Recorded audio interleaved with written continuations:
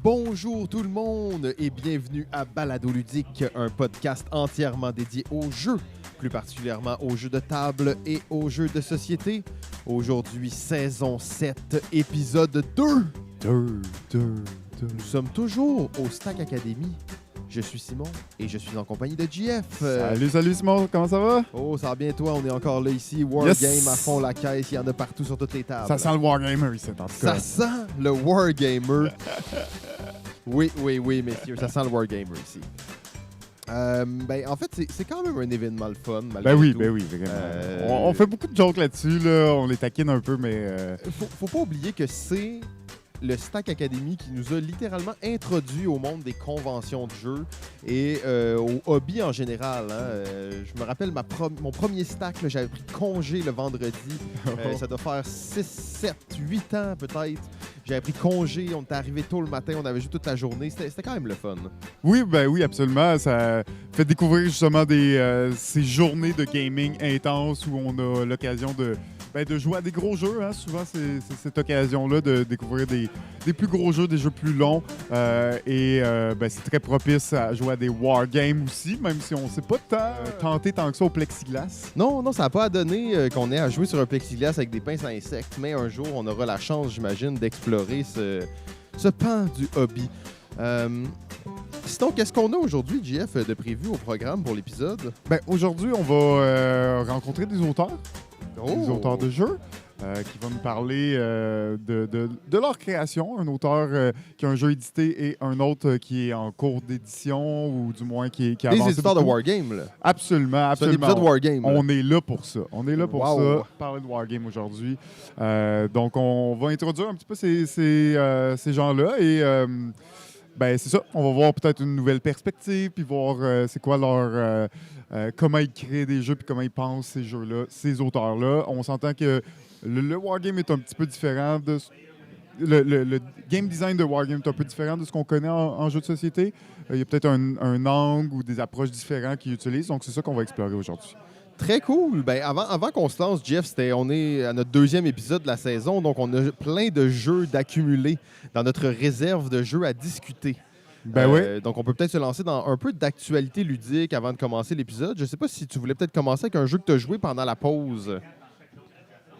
Commence donc, Simon. Pensez à ça. Oui, on le sait, JF joue à peu près à 3 jeux par année maintenant. Ouais. Donc, ça n'en fait pas beaucoup. Je vais y aller avec un jeu que j'ai particulièrement apprécié. En fait, j'essaye de retrouver le nom exact de ce jeu-là. C'est le jeu qu'on va dire... on va appeler ça Maquignonnage. C'est un jeu, en fait, de Ravensburger, un jeu de cartes dans lequel on va maquignonner. Qu'est-ce que ça veut dire, maquignonner? Ça veut dire essayer de crosser le monde avec des deals d'animaux de foire, d'animaux de ferme, en fait. Donc, je vais te trader des vaches, tu vas me trader des chevaux, je vais te trader des poulets, tu vas me trader des chiens. Et... ça, c'est le genre de jeu auquel on va essayer, en fait d'être le plus riche possible, si on veut, à la fin de la partie. Et JF, en fait, ça tombe bien parce qu'on a joué ensemble à ce jeu-là. Oui, absolument. Un jeu un peu violent, hein, quand même. Un jeu d'échange où tu peux te faire vraiment avoir. Oui, le terme est bien choisi. En fait, avoir, je dirais même, sodomiser très profondément. C'est pas rare de terminer avec 0 point dans ce jeu-là. La particularité de ce jeu-là, c'est que c'est un jeu d'enchères dans lequel on va essayer de faire des séries. Le plus de séries possible. Désolé. Kuandel, le nom du jeu. J'arrivais pas à le retrouver. Kuandel, mais traduit librement par maquignonnage. Donc, c'est un jeu d'enchères dans lequel on va essayer de faire des séries d'animaux. On tourne une carte et il y a 3 types de cartes dans le jeu. Chaque type de carte est une enchère différente. Ça rappelle rapidement Modern Art. Parce que c'est un jeu, justement, où tu as plusieurs types d'enchères, tout dépendant de la carte que tu vas essayer d'acheter.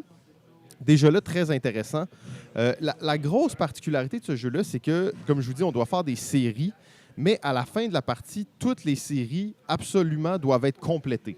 Mm-hmm. Ça veut dire que si moi, j'ai 2 chiens et toi, tu as 2 chiens, c'est toujours des séries de 4. Si tu as 2 chiens, moi, j'ai 2 chiens, on va être obligé de maquignonner l'un envers l'autre. Et comment ça se passe, en général, le maquignonnage? C'est que je te donne de l'argent, des cartes d'argent face cachée. tu me donnes de l'argent face cachée, des cartes d'argent face cachée, et celui qui a donné le plus va remporter la mise, mais l'argent est quand même échangé. Donc, c'est vraiment très cruel comme jeu. Et c'est un jeu où l'économie elle est circulaire. Donc, il n'y a jamais de nouvel argent vraiment qui arrive dans le jeu. Donc, si moi, je viens de donner tout mon argent à GF, puis que lui, il m'a presque rien donné, mais je me retrouve exposé parce que j'ai plus de liquidité. Fait que si je dois maquignonner avec quelqu'un d'autre... Quelqu'un vient te voir, il maquignonne, il sait que tu n'as plus d'argent. Il sait que je me suis saigné pour avoir tes chevaux. Donc, fait que là, il s'en vient chercher mes canards. Exact. Un jeu d'opportuniste, c'est ça. Là. Ouais, un jeu très, très, très sauvage, en fait, effectivement, mais quand même original, assez cool. C'est un jeu, je pense, à la base, qui est sorti dans les années 80 par Ravensburger, donc pas le genre de jeu nécessairement qu'on est habitué de voir ou qu'on voit tous les jours, mais c'était assez intéressant comme expérience. Absolument. Sinon, ben écoute, je vais y aller avec quelque chose de plus... un jeu plus moderne, si on veut. Oh! Parce que j'ai pu enfin essayer le jeu Roots. Oh, bon! La sensation 2017 par excellence. 2018. Ouais, 2018. Ben oui, absolument. Donc, Roots, jeu de confrontation asymétrique avec plusieurs rôles différents. En fait, chaque joueur a une façon complètement différente de jouer, de se déplacer sur le plateau. Écoute, je ne sais pas si j'ai vraiment besoin d'en parler beaucoup. C'est déjà un jeu assez populaire, je crois, dans la communauté. Mais tu sais à quel point je suis pas un gros fan de jeux de confrontation. Puis c'est surtout quand c'est des longs jeux avec beaucoup de règles, puis il y a beaucoup de combats, de confrontations. Mais ce jeu, il marche vraiment bien. Ouais, en plus, il est magnifique. Hein? Il est magnifique, exact. C'est sûr que ça te prend plusieurs vraiment games, je pense, avant de bien maîtriser le système. Okay. Vu qu'il faut que tu... c'est asymétrique. Hein, c'est asymétrique. Fait qu'il faut idéalement que tu ailles jouer avec toutes les factions pour vraiment bien comprendre et maîtriser le jeu. Donc, c'est un jeu qui a beaucoup de rejouabilité pour ça, plein d'extensions qui sortent, qui continuent à sortir, donc qui continuent à rajouter de la rejouabilité. C'est un jeu que j'ai très hâte de rejouer. C'est vraiment un... Je comprends le buzz derrière ce jeu. Puis d'avoir un jeu aussi profond et fort au niveau de l'asymétrie en jeu de société, c'est assez rare. C'est une compagnie qui avait fait, si je ne me trompe pas, Vast. Ça avait l'air vraiment trop complexe, intense. C'est un jeu où tu as des gens qui jouent le donjon, tu en as d'autres qui jouent les monstres dans le donjon, tu as un autre qui... Encore une fois, asymétrique, avec beaucoup de règles. Le défi toujours de ces jeux-là, c'est l'explication, hein, parce que souvent... C'est long expliquer les jeux. Si les gens n'ont pas lu, il faut que tu expliques 4 fois le jeu, dans le fond. C'est ça. C'est 4 systèmes un peu différents, puis c'est pas nécessairement des systèmes très simples, là, dans le sens qu'il y a quand même des petites particularités et tout. Mais je trouve que c'est vraiment une belle réussite, ce jeu, et je comprends le buzz qu'il y a alentour de ce jeu, et bien hâte d'y rejouer. Très cool, très cool. Et là, on retourne plus près de chez nous. Il s'est passé, pendant la pause de Balado Ludique, un événement absolument historique pour le Québec. Donc là, je vois que tu cherches dans ta tête, tu essaies de voir qu'est-ce qui s'est passé. C'est quoi? Est-ce que quelqu'un va le deviner? OK, des cryptos. On revient encore avec des cryptos. On parle des cryptos encore et encore. Ça fait quand même quelques années que le jeu est sorti maintenant. On continue d'en parler. Il a atteint la première position des jeux de party sur BGG. Oh shit. Il a dépassé Codename. Alors, c'est de loin le jeu québécois le mieux classé jusqu'à maintenant. Et il approche tranquillement du top 100. Il est présentement 107e. On vous a souvent incité à aller voter pour des jeux sur BGG. Bien entendu, si vous n'êtes pas encore allé voter pour des cryptos, allez le faire, allez donner une note. Bien entendu, on ne vous dit pas de mettre 10 automatiquement, mais allez donner la note que vous pensez que ce jeu-là mérite. Et probablement que grâce à ça, ce jeu-là pourrait se glisser lentement vers le top 100 et on aurait un jeu québécois dans le top 100. C'est intéressant. Effectivement. Et j'ai eu la chance de jouer avec l'extension de Decrypto. Je ne sais pas si tu as joué avec l'extension. J'ai pas joué, non. Laser Drive, ça. Laser Drive, exactement. J'ai reçu ça à Noël. Je suis allé dans un chalet. J'ai sorti Decrypto. Ça reste un de mes classiques de chalet, Decrypto. Et l'extension de Decrypto, t'es comme, est-ce que ce jeu-là a vraiment besoin d'une extension? Est-ce que c'est juste des nouvelles cartes de mots? J'ai trouvé que pour un jeu comme ça, l'extension était tellement bien faite. Ah ouais? C'est magnifique, en fait. C'est assez simple. En gros, ça rajoute un paquet de cartes de thématiques. Fait que ça peut être des couleurs, des noms de villes, des films, pas des saisons, mais des noms d'oiseaux, peu importe. Et on va piger une de ces cartes-là au début de la ronde. Et dans le fond, les joueurs qui écrivent les mots vont être obligés d'utiliser au moins un de leurs indices doit être rattaché à la thématique. OK. Fait que si, mettons, c'est une couleur, ben, il faut au moins qu'il y ait un de leurs indices que c'est, mettons, bleu ou une couleur. OK. S'ils ne le respectent pas, ils ont automatiquement un jeton noir, donc ils sont automatiquement très près de la défaite. Et si tu utilises si tes 3 indices, respectent la thématique, tu reçois un nouveau type de jeton. Et quand tu as 2 de ces jetons-là, tu peux les dépenser pour prendre un guess sur le mot de l'équipe adverse. Et si tu le trouves, tu reçois un jeton blanc. Donc, tu te rapproches de la victoire comme ça. Donc, c'est vraiment le fun. Ça rajoute une couche, en fait. Juste un bon défi. Ça permet aussi de sortir souvent de sa zone de confort, d'aller chercher des indices qui sont vraiment différents parce que tu es rattaché à une thématique. Donc, ça te permet d'aller plus loin dans tes indices. On a joué 2 parties avec cette règle, avec cette extension-là, et vraiment, c'est rendu un automatique. On va toujours jouer avec l'extension maintenant. OK. Justement, hein, c'est genre de jeu de mots, tu te dis, est-ce que ça a vraiment besoin? Est-ce que ça fait juste rajouter des mots? Moi, je sens pas vraiment le besoin d'acheter des extensions en général, encore moins pour ce genre de jeu, mais c'est vrai que si ça rajoute une petite mécanique différente puis d'autres contraintes, en fait, ça peut varier grandement là, l'expérience. Exact, ça fait juste... Puis au début, tu dis que ça va pas changer grand-chose, mais ça change vraiment un peu la dynamique, comment tu donnes les indices, puis comment tu peux pousser un peu plus loin pour certaines choses. C'est vraiment intéressant. En fait, bravo à l'équipe du Scorpion et à Thomas Dagenet, le jeune prodige, pour cette suite de Décrypto qui est, ma foi, magnifique. Ouais, super. Ben, écoute, juste une petite nouvelle rapide pour rester dans le domaine québécois. Dans le fond, on vient de passer le concours du dimanche du proto. Oh, le dimanche du proto. On va en reparler dans d'autres épisodes, mais ce que je voulais mentionner, c'est que l'année passée, c'est un jeu le jeu qui avait gagné ce concours, c'est un jeu qui s'appelle Quattle. Quattle qui est finalement été signé par Synapse. Très cool, bravo. Et qui va venir, qui s'en vient là, donc cet été. Ils ont pu montrer des images du jeu et vraiment magnifique. Ah ouais, vraiment très magnifique. cool. J'ai pas vu ça. Okay. J'étais assez impressionné de la direction artistique du jeu. C'était déjà un jeu qui avait de la gueule en proto. C'est un jeu où tu vas devoir faire des chaînes de serpents de différentes couleurs avec des pièces en plastique. J'ai vu ça. Absolument. Et j'ai trouvé la direction artistique absolument magnifique sur le jeu. J'ai l'impression qu'il y a déjà un buzz là, qui se crée alentour de ce jeu-là. Donc, j'étais super content de voir ça, que ça s'en vient. Surtout que Synapse vient juste de lancer leur 2e jeu. Crazy Tower, Crazy Tower aussi, qui est une création québécoise en fait, de gens qui étaient à l'école en game design de jeux vidéo, qui ont créé un prototype, qui ont réussi à le faire éditer. J'ai l'impression que ça va devenir un genre de nouveau Jenga. Oui, c'est comme ça qu'il est présenté. En fait, tu as l'impression, quand tu le regardes, que c'est déjà un classique. Ouais. Pas nécessairement pour les gros gamers, là, on est au Stack Academy, tout ça, mais tu as l'impression que c'est un jeu que j'ai joué quand j'étais jeune, qui existe depuis toujours. Et ça, c'est la force de ce jeu-là, je trouve. Ben, c'est ça, exact. Puis qui amène une dynamique style Jenga. Donc, tout le monde... quand tu vois le jeu, tu as déjà une idée. Tu comprends un peu le concept. Exactement. Et j'ai l'impression que... c'est ça. J'ai l'impression qu'il va faire sa place petit à petit. Il y a déjà une belle présence sur les réseaux sociaux. Et je pense pour les pubs ludiques aussi, ça va être un bon outil de travail. Très cool. Donc, c'est... En tout cas, on suit Synapse de proche, c'est sûr, des beaux projets qui s'en viennent. Deux gros jeux qui vont sortir. C'est intéressant de voir une nouvelle compagnie quand même qui sort 2 jeux comme ça. Puis surtout qui est capable de signer des auteurs québécois. Oui, bravo, signer des auteurs québécois. C'est toujours assez difficile, mais quand tu vois l'effort que les compagnies mettent à essayer d'en faire, c'est vraiment motivant aussi pour les auteurs et la communauté. Là. Absolument, bravo. Et là, tu parlais du concours de proto de la récré. Ouais. Le jeu qui a gagné cette année, penses-tu qu'il va être édité aussi? On s'en reparlera dans 2 semaines. OK, parfait. On va revenir là-dessus un peu plus tard.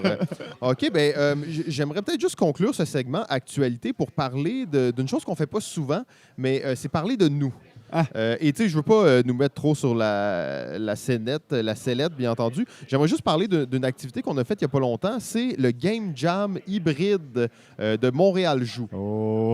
Donc, le Game Jam hybride de Montréal Deuxième Joue. édition. Deuxième édition. Belle activité organisée par Montréal Joue. Donc, un Game Jam, des gens vont se rencontrer. Ils ont, en gros, somme toute, 48 heures pour créer un jeu. Ouais, en équipe. En équipe, ouais. Nous, on était 7 dans notre équipe, d'ailleurs. Et un jeu hybride. Donc, un jeu qui va utiliser autant l'aspect plateau, l'aspect jeu de table et l'aspect applicatif, l'aspect jeu vidéo, si on veut. Donc, vraiment un jeu qui va être à mi-chemin entre les deux. Ouais. Comme tu l'as dit, nous, on était 7. On avait, si on veut, 3-4 personnes de l'industrie du jeu vidéo et 3 personnes de l'industrie du jeu de société. Donc, on avait une équipe quand même assez balancée, assez intéressante. Comment tu as trouvé probablement l'expérience de devoir créer un jeu en 48 heures? Là? C'est intense. Non, mais c'est vraiment le fun. Pour vrai, c'est vraiment le fun. Le défi pour nous, c'est sûr que c'était d'allier, mettons, le côté numérique avec tout ça. C'est, disons, tu sais, en tant que gens de l'industrie du jeu de société, on connaît un peu ce qui se passe en jeu vidéo, mais on connaît pas nécessairement les étapes de production, toutes les étapes à faire pour amener un jeu, toutes les relations entre le programmeur, puis le game designer, puis les artistes. Puis il y a beaucoup... tu sais, souvent, un jeu de société, tu pourrais le créer tout seul dans ton coin, puis il y a juste... T'es juste relevant de toi. Il y a juste toi qui est là, puis que tu peux te parler à toi, puis qui va prendre les décisions. Alors que dans un jeu vidéo, il faut que tu t'assures que tout le monde se suive, communique, puis que les interactions, c'est comme s'il y avait plusieurs petits départements qu'il faut que ces interactions-là soient bien claires entre eux. Puis le fait de le faire dans une période de temps très limitée, ça fait qu'un petit changement se répercute sur tout le monde, mais il faut que les gens ils se retournent vite sur leurs patins, comme on dit. Oui, puis il y a des changements qui sont juste plus possibles à un certain moment, là, parce qu'en jeu de société, tu pourrais le faire, mais là, ça fait 12 heures que ton prog il programme ton jeu, puis là, tu lui dis un petit changement qui va tout changer. Ça se peut qu'ils te disent non. Ça se peut très bien, effectivement. Ça se peut très bien. Nous, d'ailleurs, on avait une équipe assez étrange parce qu'on était 7 et on avait un seul programmeur. Oui. Juste une mini parenthèse, l'équipe à côté de nous était 5 et avait 5 programmeurs.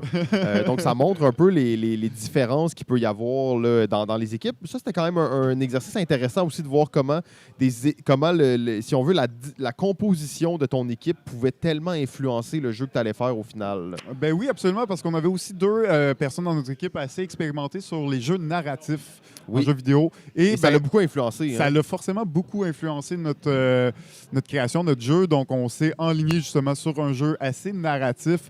L'équipe narrative là, a travaillé vraiment fort pour popper toutes les histoires. On avait peut-être fait un peu trop d'histoires pour le temps que les juges ont testé notre jeu. Ouais, ils n'ont pas vu le 1/10 de nos histoires. Non, je exact. dirais, Mais au bout de la ligne, c'est ça. On a quand même été en mesure de livrer un jeu assez complet au niveau narratif et avec un bon aspect de jeu de société, forcément. Je dirais que dans les équipes, c'est beaucoup... tu sais, les Game Jam, c'est assez classique dans l'industrie du jeu vidéo. Oui, exact. Il y avait beaucoup plus de gens de l'industrie du jeu vidéo qui étudient à l'école, dans le DESS ou dans différents programmes. Donc, c'est sûr que ça attire beaucoup plus cette foule-là. Mais c'était intéressant de voir le mix justement entre les deux. Nous, forcément, dans notre équipe, on a amené un côté board game peut-être plus développé que d'autres équipes.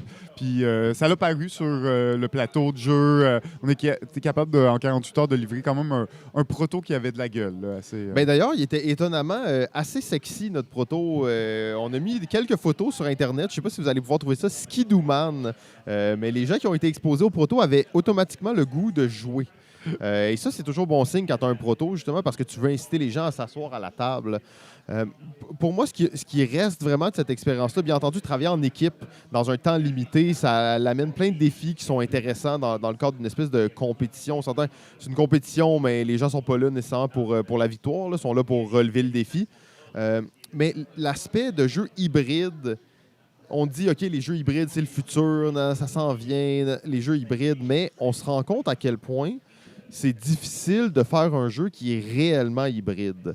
Et je m'explique là-dessus. La plupart des jeux qui ont été présentés au cours du Game Jam étaient des jeux intéressants, des jeux quand même cool, mais on se rendait compte que c'était soit un jeu vidéo qui avait quelques mécaniques de jeu de table, mais qui pouvait être enlevé puis remplacé, ou vice-versa, c'était un jeu de table qu'on pouvait enlever toutes les mécaniques de jeu vidéo puis quand même que ce soit jouable. Donc le côté hybride de la chose demande que les deux doivent être là automatiquement en synergie. C'est pas aussi simple que ça de trouver l'idée qui va faire que les deux vont coexister de façon égale. Et même que les deux vont coexister et qui sont nécessaires. Ouais, interdépendants, puis tu peux pas en retirer un. C'est ça, exact. C'est très rare, c'est très difficile de trouver la bonne difficile. idée. On était souvent pris dans le truc de... On change une règle, ben là, OK, là, c'est plus un jeu vidéo. Là, on change une autre règle. Ah, là, ben là, c'est plus un jeu de société. Tu sais, on était tout le temps vacillant entre ah, ben là, le jeu de société a pris plus de place. Ah, là, le jeu vidéo prend plus de place. Ouais. Puis c'était dur de trouver le juste milieu là, qui faisait le bon lien entre les deux. Là. Exact. Je pense que notre prototype était pas si pire entre les deux, mais il y a plein d'éléments que c'est plus une question de circonstances. Est-ce que c'était une mécanique de jeu de table ou une mécanique d'application? C'était plus, bon, ben, le programmeur avait le temps de le faire, ça va être dans l'application. Le programmeur n'a pas le temps de le faire, on va le mettre en jeu. Fait que, règle. c'était encore un petit peu vacillant. Tu vois que c'est un gros défi. Fait que les jeux qui réussissent à le faire, vraiment bravo. Quand on y pense rapidement, on n'a comme pas l'impression que c'est ça le défi.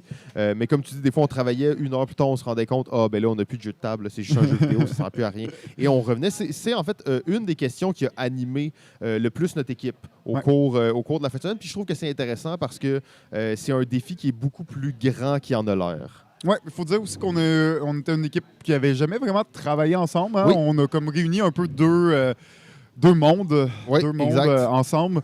Il y avait des gens qui ne se connaissaient pas du tout dans l'équipe là, C'est ça, avant la exactement. fin de semaine. Là. Exactement. Donc, c'est sûr que ça rajoute un autre petit défi, peut-être, là, au niveau de l'habitude de travailler ensemble. Puis, en tant que board gamer, ben, c'est des fois difficile de voir c'est quoi les contraintes du jeu vidéo. Puis, c'est quoi. Tu as beau penser à une petite idée qui va changer, mais ça peut changer beaucoup de choses, beaucoup plus que ce que tu peux croire. Donc, quand tu as à coordonner tout ça alors qu'il y a des zones encore de flou, c'est pas si facile. Là, Non, exact. Puis tu parles de ça, puis je veux pas trop m'aventurer ou faire des généralités parce que c'est pas ça le but, mais tu parles que c'est difficile pour nous de vraiment projeter comment le jeu vidéo, les étapes, l'implication de chaque personne. Mais on a remarqué aussi de l'autre côté que pour les gens de l'industrie du jeu vidéo, ils sont absolument clueless sur comment est-ce qu'un jeu de table devrait fonctionner. Là. Je dis pas ça pour... Je sais qu'il y en a que c'est pas le cas, tout ça, mais en général, on dirait qu'ils pensent que le jeu de table va fonctionner de lui-même. Que ben, tu mets des pièces, puis ils vont s'animer, ou je sais pas trop qu'est-ce qui va arriver, mais les mécaniques de jeu de table viennent moins naturellement, ou peut-être ils sont vraiment portés à aller plus dans des clichés. Et ça, je trouvais ça intéressant aussi de voir que oui, d'un côté, il y a une incompréhension, mais de l'autre côté aussi, il y a une incompréhension parce que le jeu vidéo fait beaucoup de choses pour toi, automatise beaucoup de choses, alors que dans le jeu de table, il faut que tu simplifies, il faut que tu casses à son plus petit fragment parce que tu veux pas que ce soit fiddly, tu veux pas que le joueur ait trop de calculs à faire, toutes ces choses-là. La gestion du hasard, c'est totalement différent quand elle est visible. Donc, je trouvais que c'était cool aussi d'avoir une équipe qui rassemblait les deux pôles. Là. Oui, absolument. Ben, au bout de la ligne, les Game Jam, on s'entend que c'est toujours un bon exercice de création.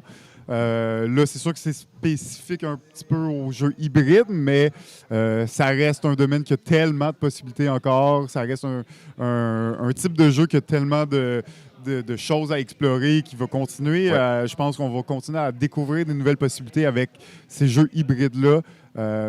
Donc, c'est super intéressant de voir justement et de réaliser à quel point c'était pas si facile que ça, même si on se dit on met une apps puis ça simplifie le jeu de société. C'est pas exactement vrai. Ben, si tu veux avoir une apps qui est juste comme un accompagnement, un peu comme le fait, mettons, Unlock ou des trucs comme ça, fine, c'est une chose, mais quand tu veux qu'il ait une importance plus grande comme un petit peu plus Chronicle of Crime, ben, c'est quand même... Il faut que tu y penses. Hein? Il faut que tu y penses. C'est pas si évident. Puis je pense que c'est ça. Dans les prochaines années, on va de plus en plus découvrir ce milieu-là. Mais ce que je trouve le fun aussi, c'est que tu te rends compte que les gens de jeux vidéo s'intéressent de plus en plus aux jeux de société, commencent à comprendre là, comment ça fonctionne. Puis, donc, il y a vraiment un lien qui se fait entre les deux médiums. Puis je pense que le jeu hybride, ben, c'est là c'est un peu ça qui va réussir à rassembler les deux. Je pense pas que les gens de jeux vidéo vont commencer du jour au lendemain à faire du pur jeu de société et inversement. Mais tu vas chercher des bons éléments d'un côté, des bons éléments de l'autre, tu les mets ensemble, puis je pense qu'il y a vraiment un grand potentiel dans l'avenir. Bien, très bel événement. D'ailleurs, bravo à Montréal Joue qui fait ça pour la 2e année consécutive. J'espère que c'est un événement qui va se reproduire dans le passé. Moi, je suis un fan... excusez-moi, dans le futur, oui. Moi, je suis un fan pratiquement inconditionnel des Game Jam. D'ailleurs, on n'en parlera pas beaucoup aujourd'hui, mais c'était le Game Jam de l'ETS Jeux de société pour la 3e année consécutive. C'est un incontournable. J'espère que vous étiez là. J'espère que vous avez apprécié. On va revenir là-dessus en détail parce que ça aussi, c'est un incontournable pour moi. J'étais là avec mon équipe, mais on ne veut pas trop vous divulgacher le futur. C'est ça. Donc, on attend toujours aussi vos copies de Pandémie Legacy saison 1. On veut organiser un Game Jam vraiment spécial avec les copies terminées de Pandémie Legacy saison 1. Vous ne savez pas quoi faire avec. Jetez pas ça. Jetez pas ça. Dites-nous là, on va venir la chercher. On en a besoin de, mettons, 8 copies. Pour l'instant, on en a 2, je crois.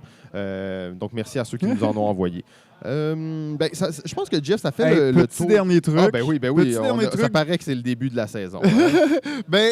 Parce que je voulais quand même mentionner qu'on a maintenant un Instagram.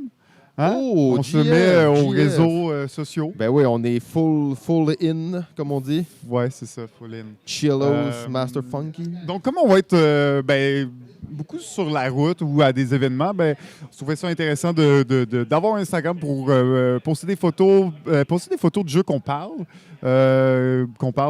durant les épisodes, puis qu'on n'a pas nécessairement de visuel à vous donner, ou des fois des jeux qui sont difficiles à trouver, même sur BGG. Donc, suivez-nous sur Instagram, Balado Ludique, tout simplement, et on va tenter de bien alimenter ce compte avec les jeux qu'on joue, mais aussi les jeux qu'on va regarder, qu'on va parler là, durant les différents épisodes. Très bien, très bonne initiative, ça, JF. Je dois dire que je suis content de pouvoir voir les jeux sur Instagram. Moi-même, je suis notre page parce que c'est cool. Et bon, si on est pour faire des plugs comme ça, on va en faire une dernière plug. Certains d'entre vous le savent déjà, nous avons maintenant un Patreon. Nous approchons de notre 100e épisode. Je crois que nous avons mérité le droit d'en avoir un. Et vous, de participer activement à l'aventure Balado Ludique parce que réellement, c'est grâce à vous qu'on peut continuer à le faire et c'est surtout pour vous qu'on le fait. Je dois dire que nous avons eu 2 nouveaux Patreons maintenant et nous sommes extrêmement excités. On est supposé de ne pas les nommer, mais on va quand même le faire parce que on est content. Hein? On veut vous dire merci beaucoup. Et nous allons remercier Francis Bédard et Ghislain Meilleux. Merci beaucoup, messieurs, encore une fois, de participer activement, de rendre cette aventure possible. Nous allons pouvoir payer notre hot dog la prochaine fois que nous irons dans une convention. Et ça, c'est toujours très apprécié. Absolument, absolument. Jeff, je pense qu'on peut commencer l'épisode. On n'a pas beaucoup parlé au premier épisode parce que c'était un épisode spécial avec des invités, tout ça. Mais on avait glissé un mot. On veut s'en aller vers une formule peut-être un peu plus, pas nécessairement profonde, mais on veut aborder des questions sur le jeu sans nécessairement toujours avoir à faire des top 5, à reparler des mêmes jeux. On veut pouvoir explorer différentes facettes du jeu.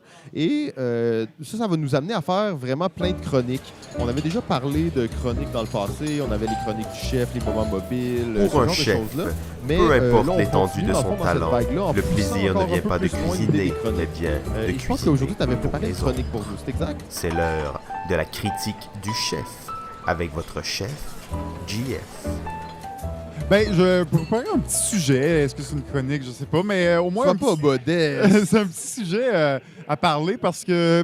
je m'intéresse beaucoup au monde de l'édition, comme vous le savez peut-être, mais je voulais parler des pièces de rechange ou les pièces d'extra dans les jeux. Les pièces de rechange? Ouais. Genre, j'ai perdu ma pièce, j'en ai besoin d'une? Ou... Non, je voulais parler des pièces de rechange qui viennent dans les jeux. Donc, soit que tu as des composantes de plus, justement parce qu'ils ont prévu que peut-être tu vas en perdre, ils t'en donnent de plus, ou juste des cartes promo ou des cartes... pourquoi les éditeurs mettent des cartes promo dans les jeux de société? Pourquoi ils mettent des cartes qui servent à rien ou des cartes blanches ou des trucs comme ça? OK. C'est un sujet vraiment pointu, ça, hein? C'est assez pointu. Ouais. Combien de temps ça va durer à peu près? Je pourrais être sûr que les gens ils puissent skipper puis après rentrer dans une autre discussion. 5 minutes? OK, c'est bon. Parfait. Je suis là. C'est pas un gros sujet quand même. C'est juste que dans le but de... dans le fond, comme je m'intéresse beaucoup à l'édition, je vois un peu c'est quoi les derrière de l'industrie, pourquoi. En fait, pourquoi à plein de questions, en fait. Mais ce qu'il faut comprendre, c'est que l'industrie du jeu est vraiment très liée à celle de l'imprimerie. Donc, les éditeurs... Ils rendent combien de cartes sur une feuille? Ils rendent combien de cartes sur une feuille? Exactement. C'est une très bonne question, une question très pertinente que les éditeurs se posent souvent. Évidemment, le travail de l'éditeur vient avec travailler avec un fabricant. Donc, fabricant qui soit peu importe où dans le monde. Ils ont tous un peu les mêmes façons de fonctionner, même s'ils fonctionnent tous un peu différemment aussi. Ça va dépendre vraiment de les machines qu'ils ont installées dans leur industrie. Ça va dépendre du type de production qu'ils font.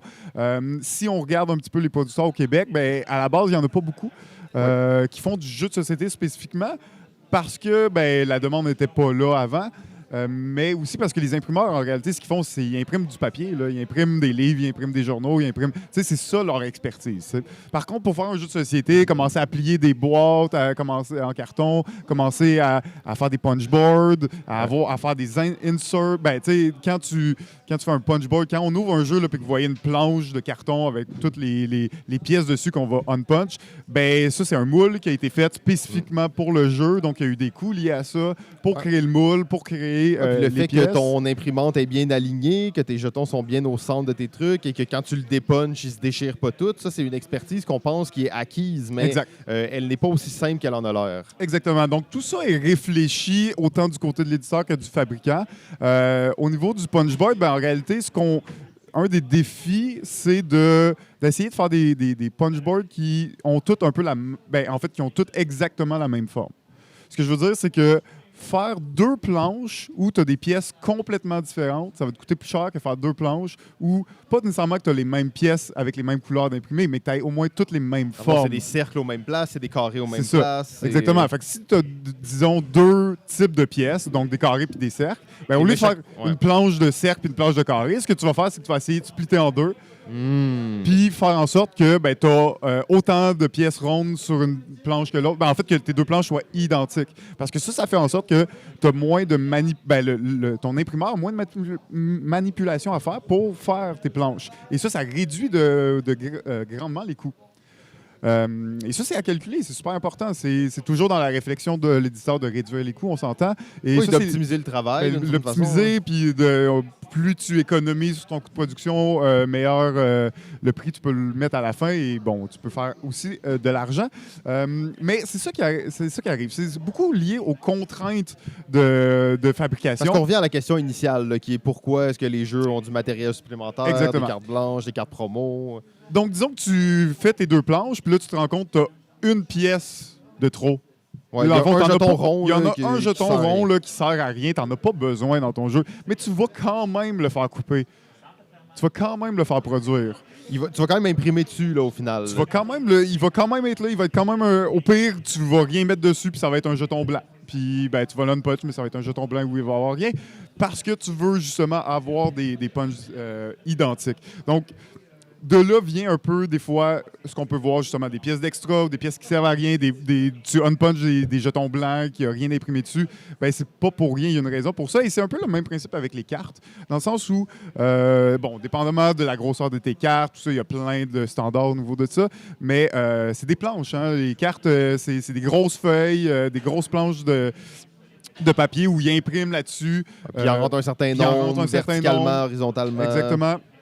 Et c'est sûr que l'imprimeur essaie toujours d'optimiser, c'est-à-dire que si sur ta planche, il rentre 70 cartes, là, toi, dans ton jeu, tu en as 60, il va t'en imprimer 60, mais il va imprimer les 10 autres du prochain paquet. Donc, il va essayer de les chainer, là, évidemment, pour avoir le moins de pertes possible. Mais ça reste qu'à la fin, ça se peut que tu aies une planche avec plus de cartes où tu te dis, écoute, il en rentre 70, moi, j'ai besoin de 69 cartes par paquet, je vais juste en imprimer une de plus. Puis cette carte-là, ce qu'on va mettre, on va mettre de la pub pour nos autres jeux, tout simplement.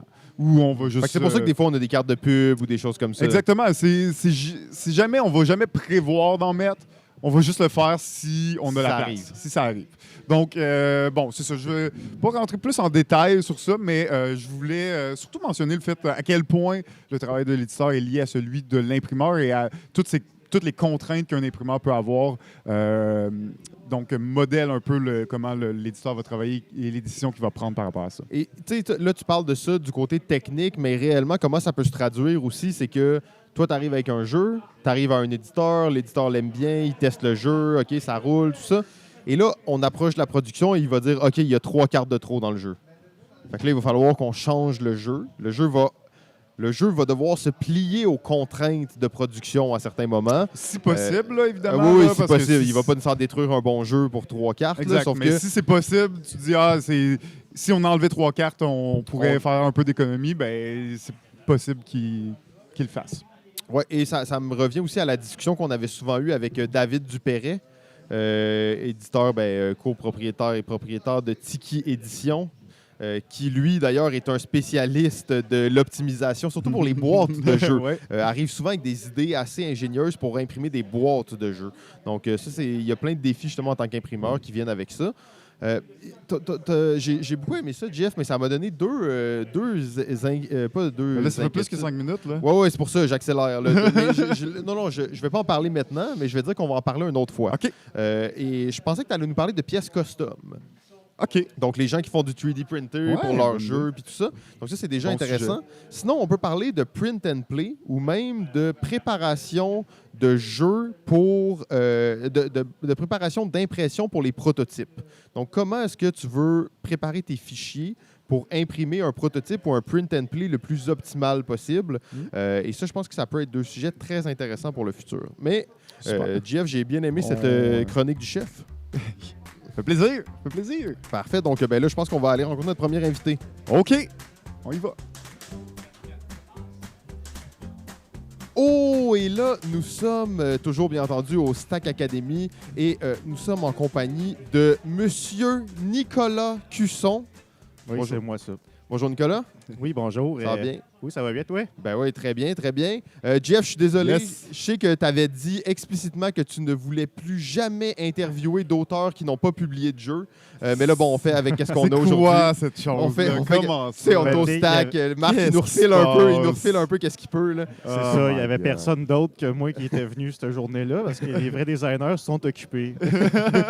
Bon, Nicolas, maintenant que tu es là, on va quand même faire le Ça segment. nous fait quand C'est même un bon prix plaisir de de te consolation, recevoir. pareil, là. Ben oui, c'est ça, exact. On va pouvoir en discuter. Donc, si tu veux peut-être juste t'introduire un petit peu, nous dire un peu ton background de vie en général avant de devenir auteur. Oui, bon, mon background de vie, en fait, c'est que j'ai étudié en enseignement de l'histoire au secondaire. OK. Et puis, j'ai gradué il y a 3 ans. En ce moment, j'enseigne l'histoire et l'anglais à des élèves du secteur adulte à Saint-Hyacinthe. Et puis, j'ai commencé à designer quand j'étais vers la fin de l'université environ, plus parce que j'avais le goût de faire des trucs moi-même, que j'avais pas nécessairement le goût de publier, mais j'avais le goût de faire mes propres affaires. Puis, tu sais, je me suis dit, hey, ça serait fun un jeu là-dessus, ça n'existe pas, moi, c'est d'en faire un. Ouais, OK. Puis en tant que prof d'histoire, j'imagine que tu avais déjà comme plein de connaissances précises dans des domaines qui t'intéressaient plus. Oui, c'est pour ça que je me suis enligné sur des sujets que je connaissais déjà de base. Puis là, je construis des affaires un peu à partir de ça. Là. J'imagine que tu avais aussi une passion pour les plexiglas et les pinces à insectes ou... En fait, les plexiglas et les pinces à insectes, je suis pas encore rendu aux pinces. Okay. Le plexiglas, c'est récent aussi, mais je te dis, ça change une vie. Hein? Toute la perspective de la vie a complètement changé. Je me suis fait convertir au plexiglas. Oh my God! Mais tu me disais juste avant qu'on commence que qu'est-ce qui t'a vraiment amené vers designer des jeux? Puis ça, c'était la Coin Series. Oui, en fait, le Coin Series, c'est sorti. Quand c'est sorti, j'avais vu passer ça dans les nouvelles, des jeux de société, puis tout ça. Là, je n'étais pas trop intéressé au début parce que le sujet était vraiment weird. C'était le Andean Abyss, l'Insurgency in Colombia. Un truc un peu obscur. C'est obscur. Je savais qu'il y avait des guérillas fascistes, pas fascistes, communistes dans le coin, puis OK. Là, à un moment donné, je suis comme, OK, je vais l'essayer, je vais l'acheter. Je ne savais pas c'était quoi. Il y avait des bons ratings. J'essaye ça, j'ouvre les règles, je comprends fuck all. Je comprends fuck all. Tu sais, le new... Un coin, c'est pas vraiment un jeu pour introduire quelqu'un au wargame. Non. Je connaissais déjà Twilight Struggle puis Labyrinth de Volco. Là, j'arrivais avec ça, puis j'ai rien compris la première fois que j'ai joué. Fait que je l'ai laissé de côté pendant une couple de mois.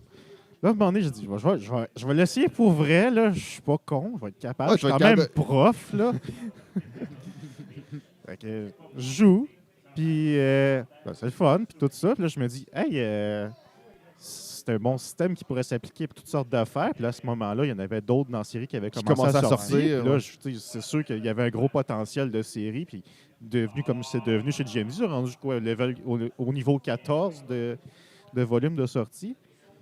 Fait que je me suis dit, bon, ben, je connais très bien l'histoire canadienne, je suis en train de l'enseigner dans ce moment-ci. Là, je vais faire. On a eu une rébellion au Canada, ça fit dans le sujet. Fait que je vais essayer de faire un coin sur la rébellion des Patriotes. J'ai commencé là-dessus.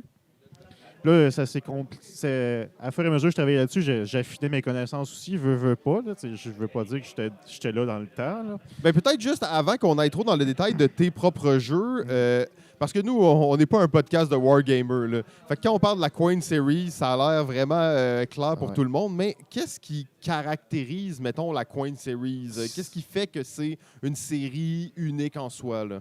Ce qui caractérise cette Coin Series, c'est que premièrement, c'est un genre de jeu asymétrique. Chaque joueur a une faction différente qui peut faire des actions différentes, qui a des conditions de victoire différentes. Le but, ce qui est intéressant là-dedans, c'est qu'ils interagissent tous sur la même arène, puis là, ils se tirent un peu la couverte chacun de notre bord pour gagner. Puis c'est toujours un sujet historique où là, il y a un insurgent et un contre-insurgent, d'où le nom Coin, Counter-Insurgency. Ah, OK, cool. Très bon. Nice. OK, fait qu'un genre de route, là. Oui, un genre de route, dans le fond. OK, c'est bon. C'est bon. Ben, là, tu parlais justement que tu avais l'idée de travailler sur une rébellion canadienne. Oui, la fameuse rébellion des Patriotes qu'on connaît grâce à M. Falardeau avec son film. Absolument. Fait que là, je commençais à travailler là-dessus, faire mes affaires. Puis là, je me rends compte évidemment que, comme Marco Poutré sur Prélude to Rebellion, ben il n'y avait pas moyen pour la faction canadienne-française de gagner anyway. Fait que, c'est quoi le but de jouer un jeu? C'est quoi le but de jouer un jeu, ce que tu vas perdre? T'es sûr de perdre. OK, bon. Fait que j'ai un peu explosé ma vision de la chose. J'ai repris un step back, puis là, je me suis rendu compte que c'était c'est un épisode dans un conflit encore beaucoup plus grand, dans lequel c'est c'est le libéralisme politique qui fait son entrée sur la scène politique canadienne à cette époque-là. Puis il n'y avait pas juste les patriotes de Papineau, il y avait aussi le monde en Ontario qui était là-dedans avec le Lyon Mackenzie, qui était le grand-père du premier ministre Mackenzie. Mais là, je vais trop loin pour ton podcast. Non, mais c'est bon, mais en même temps, c'est que là, tu nous dis, dans le fond, que c'est plus large que la révolte des Patriotes qu'on connaît comme un peu de nom. Fait que, tu sais, quand je l'introduis à des Québécois, je parle que c'est juste la rébellion des Patriotes. Puis là, quand ils le voient, ils font « Hey, il y a l'Ontario là-dedans. » Je dis « Ben oui, l'Ontario là-dedans. Elle a un rôle à jouer sur ce qui se passe aussi au Québec, puis vice-versa. » Et puis, en fait, le fait que les Ontariens soient là, ça donne une shot aux Québécois de gagner aussi. Là. Fait que là, dans le fond, en changeant un peu le scope de ton jeu, les Canadiens français peuvent gagner. C'est ça que tu es en train de me dire. C'est ça, ils peuvent gagner, mais on se dira, ils peuvent pas gagner d'une manière en rébellion armée. Ils vont gagner. La seule manière de gagner, c'est la manière qu'ils ont gagné historiquement. Ce que je considère qu'ils ont gagné historiquement, c'est qu'ils ont tranquillement, pas vite, ils se sont appropriés les institutions politiques canadiennes qui ont été imposées par les Britanniques dans le but de créer un système où la culture française pouvait survivre. Et dans le fond, c'est ce que le joueur canadien-français fait dans ce coin-là, qui s'appelle Of Snow and Liberty d'ailleurs. C'est d'essayer de faire survivre la culture canadienne-française à travers les aléas politiques de la période anglaise. Cool, là. Ça a l'air vraiment intéressant. Oui, vraiment intéressant. Ben, comme, dans le fond, tu t'inspires du coin, j'imagine qu'il y a 4 factions dans ton jeu? Oui, il y a 4 factions. Comme je te dis, tu as la faction canadienne-française.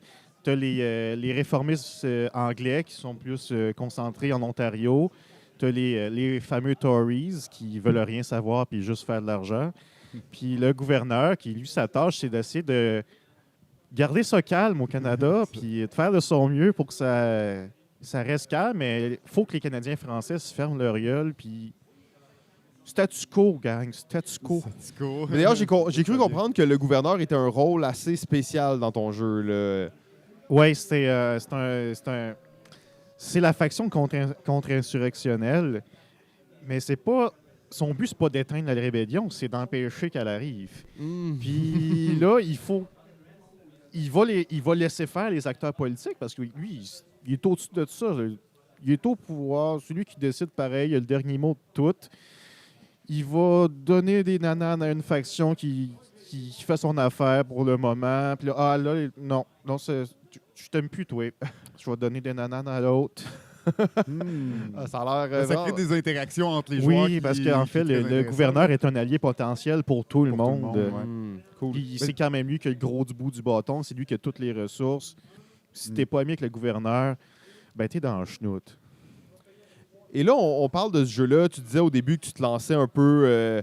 Il n'y avait pas de jeu qui existait sur ça. Tu aimais le système. Tu as dit, bon, ben, je vais faire ma propre version pour le plaisir, pratiquement. Mais est-ce que ce projet-là, si on veut, il devient de plus en plus sérieux? Est-ce que tu as été le présenter peut-être à GMT, ce genre de choses-là? Ou... Il est devenu de plus en plus sérieux dans le sens où je l'ai monté, puis il s'est rendu, il est devenu jouable. On l'a essayé au stack depuis 3 ans déjà.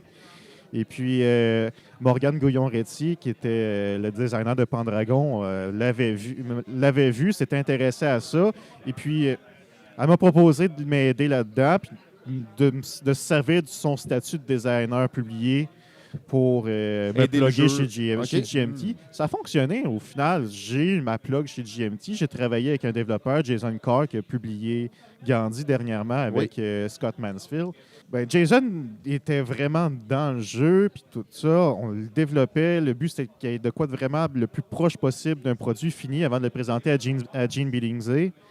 Et puis, lorsqu'on le présentait à Gene Billingsley, je ne pouvais pas être présent parce que j'avais de l'école, puis c'était en Californie. J'aurais aimé ça. On sait que les designers de jeux amateurs, c'est pas les gens qui pognent des avions pour traverser le pays. À un moment donné, ça va peut-être être aussi glamour que ça, comme métier. Là. Bref. Dans le Wargame, je suis pas sûr. Mais Gene, sur les commentaires que Gene a fait, Gene a dit que c'était un excellent jeu avec une histoire vraiment intéressante à raconter qui pouvait attirer quelqu'un dedans, mais juste le sujet dit pour le publiciser, c'était pas assez pour le marché américain pour intéresser ça dedans. OK. Ça serait comme...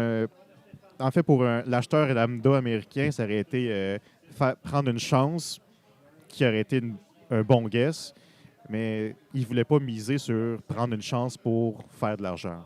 OK. Mais là, ça veut pas dire que le jeu nécessairement est voué à mourir. Non, le jeu n'est pas voué à mourir. En fait, on a proposé beaucoup de choses en contrepartie que je pouvais faire. Et là, on m'a proposé de créer un nouveau système de jeu où ça serait un coin plus politique, un coin moins rébellion contre insurrection. Donc, un nouveau type de coin? Oui, un genre de nouveau type de coin ou quelque chose qui aurait la vocation d'être dans la même lignée, mais avec des sujets plus moins violents, mettons. OK. On m'a aussi dit, vu que le sujet du Canada, c'est quand même le même sujet, que ce soit dans un système ou un autre, il faudrait que je parte avec un sujet qui a plus de gueule puis qui a plus de bombes qui intéresserait plus. Puis ils m'ont suggéré, on the side, qu'on n'a pas de jeu sur la Révolution française. Fait que, OK, je vais essayer de faire de quoi. Là, étant donné que je ne suis pas français, c'est garanti que les Français vont me rentrer dedans, mais que ça sorte si ça sort un jour. Puis... fait que là, tu travailles là-dessus, c'est ça? Oui, je suis en train de travailler là-dessus. Là, ça s'enligne sur une affaire ça va jouer beaucoup par des main cartes qu'on se construit nous-mêmes, qui représentent des politiciens qu'on va essayer d'aller recruter pour notre camp, soit les Jacobins, tout ça, tout en évitant qu'ils se fassent trancher leur tête. Très cool. Ben, en fait, oui. Ben, je me demandais, en fait, quand tu c'était quoi le plus grand défi pour toi de designer un jeu asymétrique? Parce qu'on sait que c'est déjà créer un jeu, c'est difficile, mais en plus, quand tu rajoutes l'aspect asymétrique où les joueurs n'ont pas les mêmes conditions de victoire, n'ont pas nécessairement les mêmes actions, ça a été quoi pour toi, mettons, les difficultés, puis comment tu as réussi à surpasser ça? Je te dirais que la difficulté, c'est pas que ça soit asymétrique. La difficulté, c'est que moi, je m'impose de rester le plus fidèle possible au contexte historique puis de ludifier le moins possible. T'sais, mettre des cossins, des mécaniques qui sont le fun à jouer, tout ça, je vais en mettre, il n'y a pas de problème, mais pour moi, il faut qu'il y ait quelque chose d'historique qui justifie ça dans le jeu. Et c'est pour ça que je tends plus à aller vers des simulations que vers des jeux. Là. Mais c'est d'ailleurs une autre des particularités des Coin Series, hein, c'est d'être très ancré dans la réalité et très fidèle à un événement historique, là, justement. Donc, Puis pour répondre à ta question avec la symétrie, en fait, dépendamment du sujet que tu vas prendre dans l'histoire, la symétrie va s'imposer d'elle-même si les deux factions qui sont opposées n'ont pas les mêmes ressources ou ils ne peuvent pas s'opposer au même niveau dans la même arène, on va dire. Là. Il peut y avoir plusieurs échelles. Là. Et là, justement, tu parles de ce côté historique. Juste une petite question peut-être pour les mordus d'histoire. Est-ce que tu as... J'imagine que tu as découvert plein de choses en faisant ce jeu-là. Plein de choses historiques. Ah oui, j'ai découvert des anecdotes. Pourrais-tu nous en donner quelques-unes, anecdotes qui peuvent être intéressantes à raconter comme ça? Oui, j'en ai une qui est quand même très drôle. En fait, j'ai découvert en faisant les cartes du coin. Chaque carte, ça représente un événement historique du jeu. Puis il faut que je fasse des petites recherches, savoir c'est quoi, puis quels effets ça peut avoir sur la partie. Et il y a un événement qui s'appelait l'affaire du Caroline. Et le Caroline, c'était un bateau américain qui était ancré dans la rade de Buffalo, ou d'un fort près de Buffalo. Et les rebelles d'Ontario se servaient de ce bateau-là pour acheminer des vivres sur leur république île qui était Navy Island. Et le gouverneur était au courant, les Tories étaient au courant, et les Tories ont décidé d'aller aux États-Unis, de brûler un bateau de l'armée dans la nuit, puis de le jeter dans les chutes Niagara après. On va dire que les Américains étaient un petit peu fâchés. Quasiment, c'était un acte de guerre fait par une gang d'émeutiers fâchés après des rebelles qui voulaient, au final, ce qu'ils voulaient, c'était de la démocratie. Wow! C'est toujours cool quand un historien te raconte des petites anecdotes comme ça. Je trouve que c'est ça qui est vraiment le plus intéressant. Ouais. Et ça, j'imagine qu'en jouant, cette carte-là, elle existe. Là. Fait que tu peux aller... Oui, elle existe. Puis au final, l'effet que ça a, c'est que à partir de ce moment-là, le président américain, Martin Van Buren, a dit que, OK, là, les Américains, là, vous mêlez plus de ce qui se passe au Canada. On va les laisser régler leurs affaires eux-mêmes, là. Puis nous autres, on touche plus à rien, on est neutre dans cette histoire-là. Fait que c'est à partir de là que le jeu était plus viable pour le public américain, c'est ça? Non, mais en fait, c'est à partir de ces moments-là que ça devient intéressant parce que ça embarque les États-Unis là-dedans. Puis au final, tu sais, les gens qui vivaient dans le nord des États-Unis, l'État de New York, Vermont, New Hampshire, ont participé beaucoup plus qu'on pense à cette rébellion-là, à ces rébellions-là canadiennes. Il y avait du recrutement qui se faisait parmi là. Puis, pour eux, c'était quasiment la chance de les libérer, leurs frères canadiens du joug britannique. C'était la révolution américaine, mais canadienne pour eux. Là. Très cool, très cool. Là, c'est ça, on a parlé beaucoup de ce jeu-là. La Coin Series, comment ça s'appelle? Est-ce qu'il y a un nom? Le nom que je lui ai donné, c'est Of Snow and Liberty. Un petit nom poétique un peu victorien parce que ça fit avec l'époque. Là. Et là, tu me parlais juste avant aussi que tu travailles sur un autre projet. Oui, je travaille sur un autre projet. Ça, je l'ai parti dans un downtime que j'avais sur Of Snow and Liberty.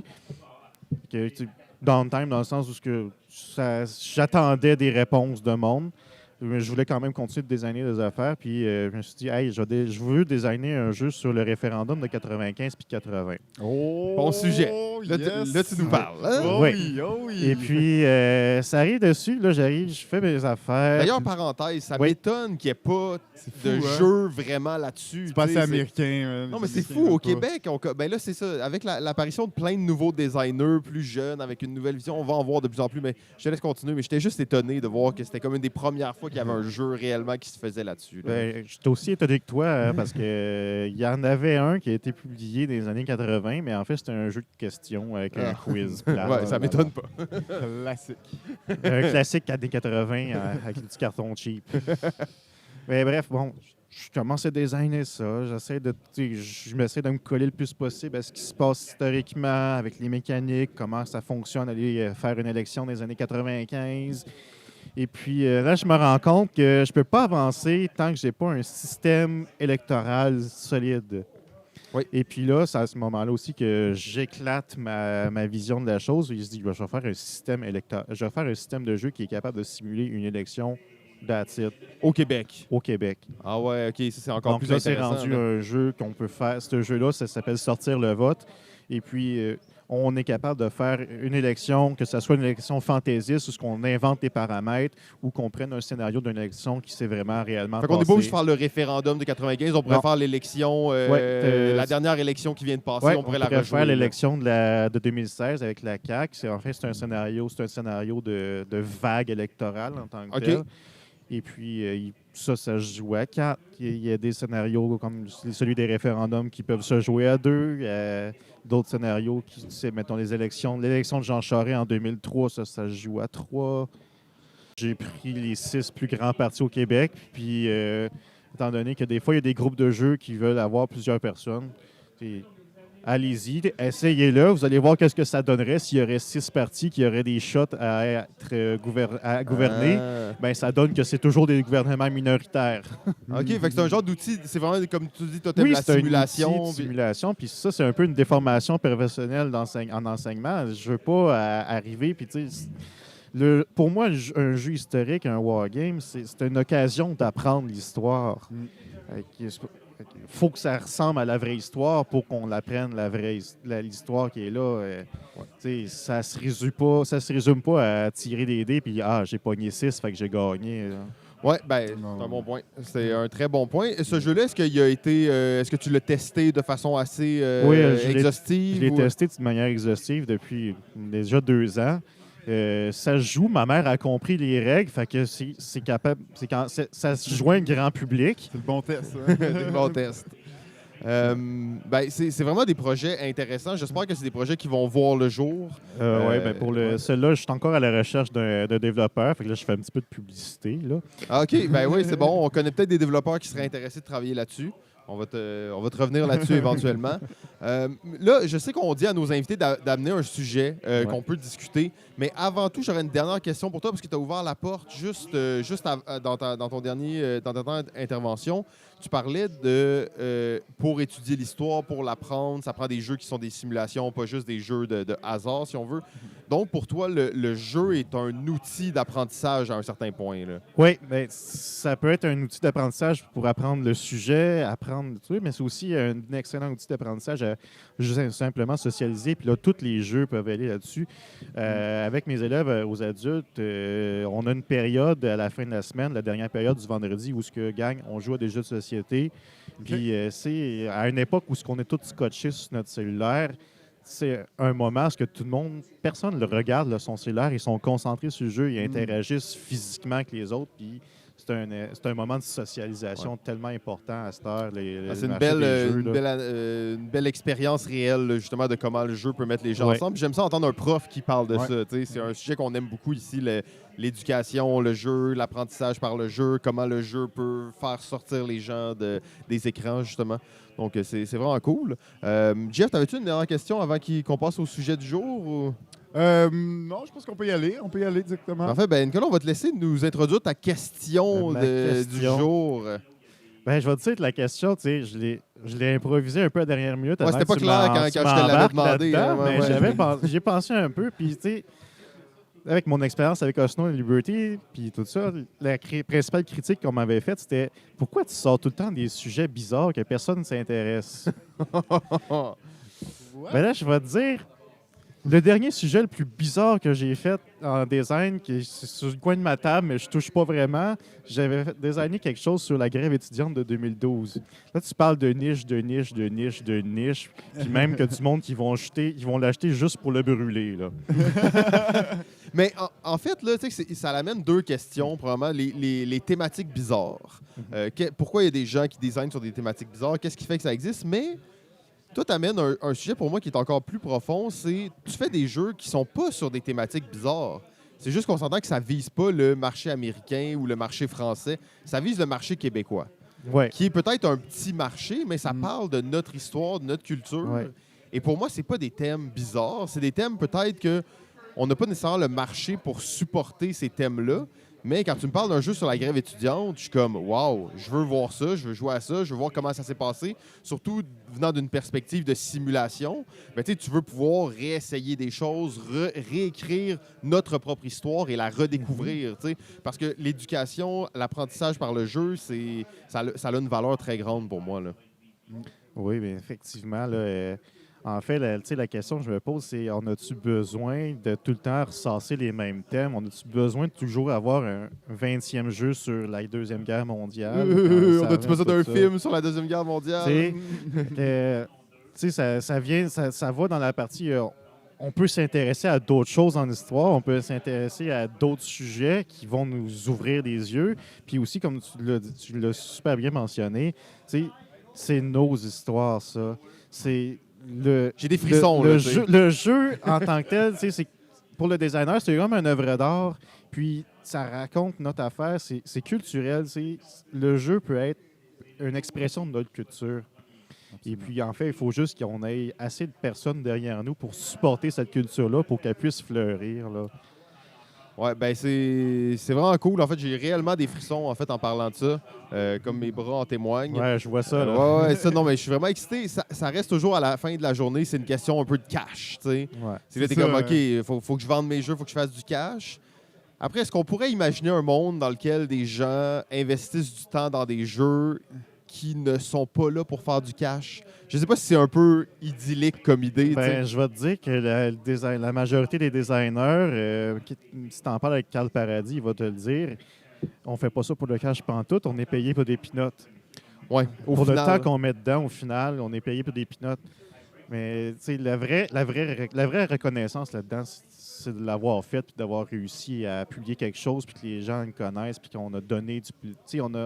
Je ne vais pas dire donner du plaisir parce que ça va être ambigu, là, mais grâce à nous autres, grâce à notre idée, nos affaires en carton ont fait que des gens, un soir, quelque part dans le monde, ont eu beaucoup de plaisir. Là. Ah, ben ça, c'est une belle... Ouais, exact. Puis le jeu aussi permet de découvrir certains sujets, justement, historiques qu'on n'aurait pas nécessairement... on ne serait pas nécessairement intéressé. Justement, je pense que la Coin Series le fait bien. Elle nous intéresse plus en profondeur sur certaines crises, puis elle nous l'a fait comprendre. Le fait d'amener des thématiques québécoises, c'est super intéressant pour moi parce que c'est justement quelque chose qui est peu exploité et qui est peu connu à l'extérieur du Québec.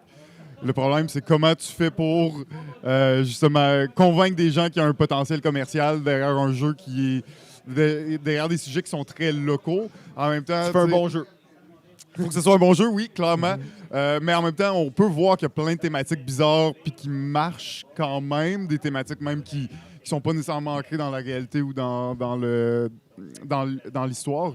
Donc, je pense qu'il y a toujours un potentiel pour ce genre de jeu à thématiques bizarres parce que justement, ça attire certaines personnes d'avoir un thème qui n'est pas sur la Deuxième Guerre mondiale ou qui n'est pas... Ouais, ça va chercher d'autres gens. Ça va chercher d'autres gens. C'est sûr que je peux voir que du côté commercial, c'est toujours un peu effrayant parce que ça reste que, bon, les marges de profit pour un jeu sont assez minces et ça reste difficile de rentabiliser le projet. Parfois, et même tu peux même perdre l'argent sur un projet. Je peux comprendre ça, mais je pense qu'il y a vraiment un potentiel pour ce genre de sujet-là parce que c'est justement pas exploité. Puis je trouve que dans les jeux de société, ça évolue tellement vers la thématique en ce moment. La thématique devient de plus en plus importante. C'est plus juste les mécaniques, mais c'est aussi, il faut avoir un thème fort puis un thème intéressant qui fait en sorte que ton jeu il sort du lot. Parce que tu sors un jeu de la guerre mondiale, ben, il y en a, je sais pas, 50 par année qui sortent.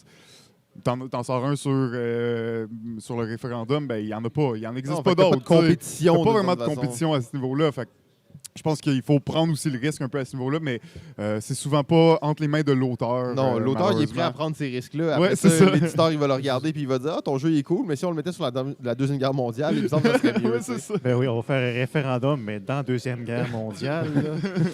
Oui, ça va être fictif, mais tu sais, en même temps, je trouve que ton histoire raconte tellement bien cet exemple-là parce qu'au début, tu as dit « OK, tu as acheté le jeu Indian Abyss qui est sur un conflit plus ou moins obscur. » mais le jeu était bon, fait que ça l'a fait un buzz.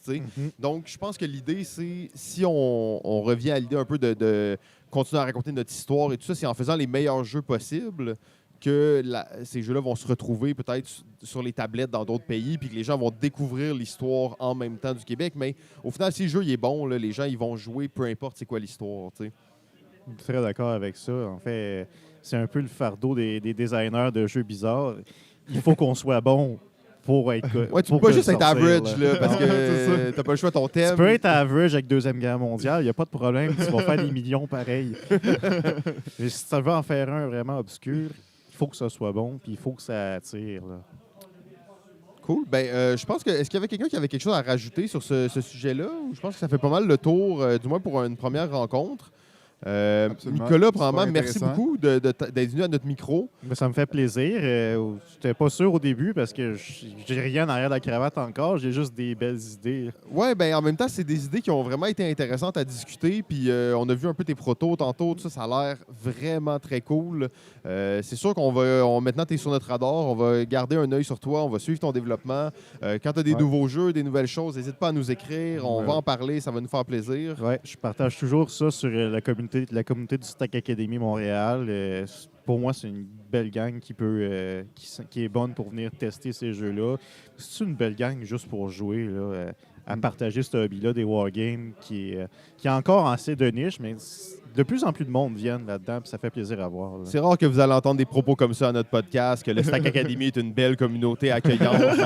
Certaines personnes le croient. Quand Marc Guénette n'est pas là, tout le monde est correct. Le démon a été mentionné. Donc, Nicolas, sur ça, je te souhaite une bonne journée. Jeff. Absolument. C'était pas si pire, finalement. C'était pas si pire. C'est correct. Hein? Non, ça valait la peine. Une chance qu'on a parlé de culture québécoise, ça m'a remis dedans. Là, oui, mais merci d'avoir partagé ton expérience. Puis on va sûrement se reparler bientôt. D'accord. Je vous souhaite une belle journée. Puis au plaisir de vous avoir parlé. Merci. Ciao.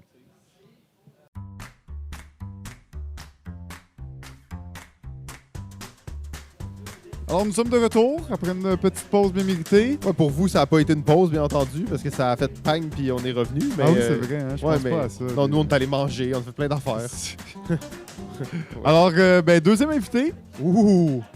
Vas-y, je te laisse le présenter. Ben oui, absolument. Alors, vous savez, on est au Stack Academy, donc on a la chance de rencontrer un parfait inconnu une autre fois de suite.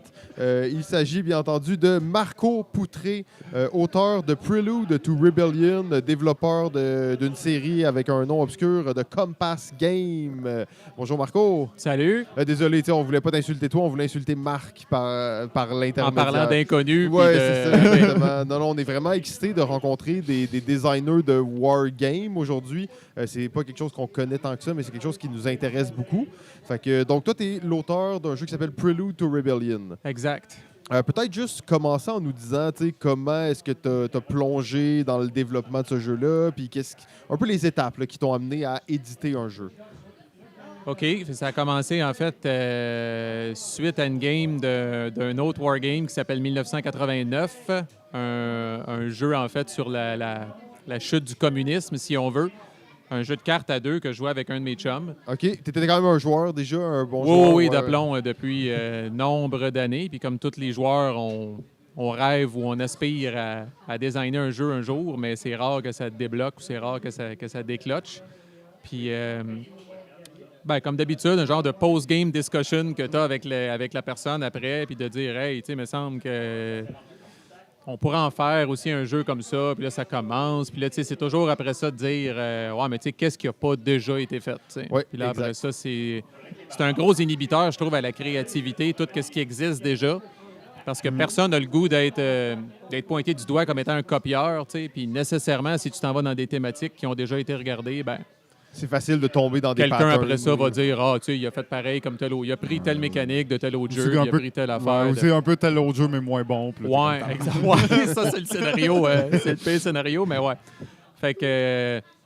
Anyway, fait qu'on parlait beaucoup du choix du thème. Puis là, maintenant, on a dit, tu sais, si on va au Québec, on risque déjà d'être. On risque que ce soit moins. Que ce soit moins mainstream puis moins connu. Fait qu'on a parlé... on était dans un mood wargame, fait qu'on a parlé évidemment des Patriotes, qui est à peu près le seul épisode violent qui a eu lieu au Québec. Ça a parti comme ça. Au début, j'avais vraiment un wargame pur en tête. Vraiment simuler les combats qu'il y a eu entre les Patriotes et l'armée britannique. Puis j'ai fait, comme tout bon designer devrait faire, la première étape, se documenter sur le sujet. Fait que j'étais allé à la bibliothèque, j'ai emprunté des livres là-dessus. Parce que, tu sais, j'avais, comme tout le monde, eu mes cours d'histoire, tu sais, au secondaire. Mais t'es pas nécessairement un historien ou... Pas nécessairement je jouais à tout en termes de War Games. Fait que, j'en connaissais un petit peu sur les guerres mondiales puis les autres conflits au monde, mais j'en connaissais pas plus sur les patriotes que le Québécois moyen. OK. J'ai commencé à lire, puis je me suis rappelé, parce que probablement que c'est comme ça que ça nous a été dit au secondaire, je me suis rappelé à quel point les patriotes s'étaient fait ramasser puis qu'il n'y avait absolument aucun espoir militaire whatsoever. En fait, ils rêvaient en couleur d'aplomb. Ils s'attendaient à avoir le support des Américains, puis en white down, tu sais, puis là... Fait qu'il n'y avait rien à faire. Au niveau Wargame, il n'y avait rien à faire qui aurait créé un jeu balancé.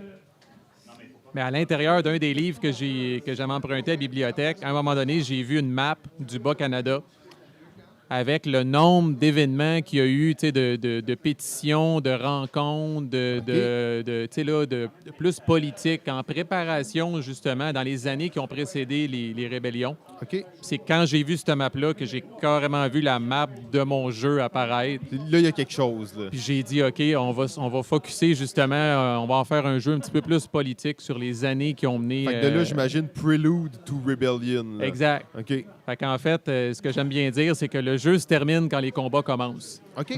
OK. Fait Cool. que ça peut pas être anti-wargame, plus anti-wargame que C'est ça. un wargame dans lequel il n'y a pas de C'est ça. combat. Quelqu'un qui serait prêt à prendre le gun après ça ou quoi, sortir les dés.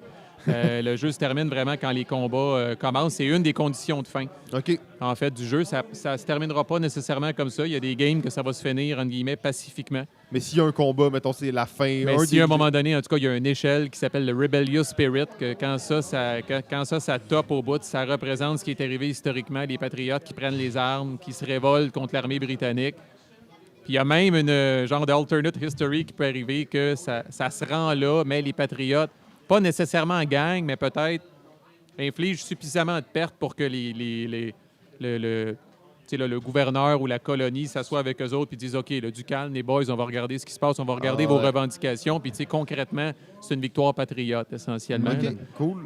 Mais c'est rare que ça. D'habitude, quand ça se rend là, j'ai quand même essayé de respecter l'histoire puis de dire, même s'il y a de quoi, c'est chier un peu, mais le joueur que moi j'appelle le loyal à la... à la colonie, puis loyal aux British, jette de l'huile sur le feu un petit peu comme il est arrivé dans la vraie vie, puis essaye de provoquer justement quasiment les patriotes à se soulever. Ouais.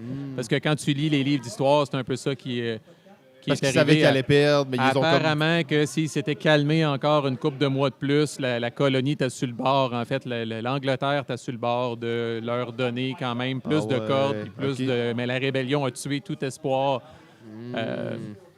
de faire ça. Puis d'ailleurs, Gilles Laporte, célèbre peut-être la sommité sur les patriotes au Québec, a écrit la première page de mon rulebook où est-ce qu'il présente justement, puis il dit qu'effectivement, on était proche d'une fork in the road à ce moment-là, où peut-être que ça aurait pu être différent.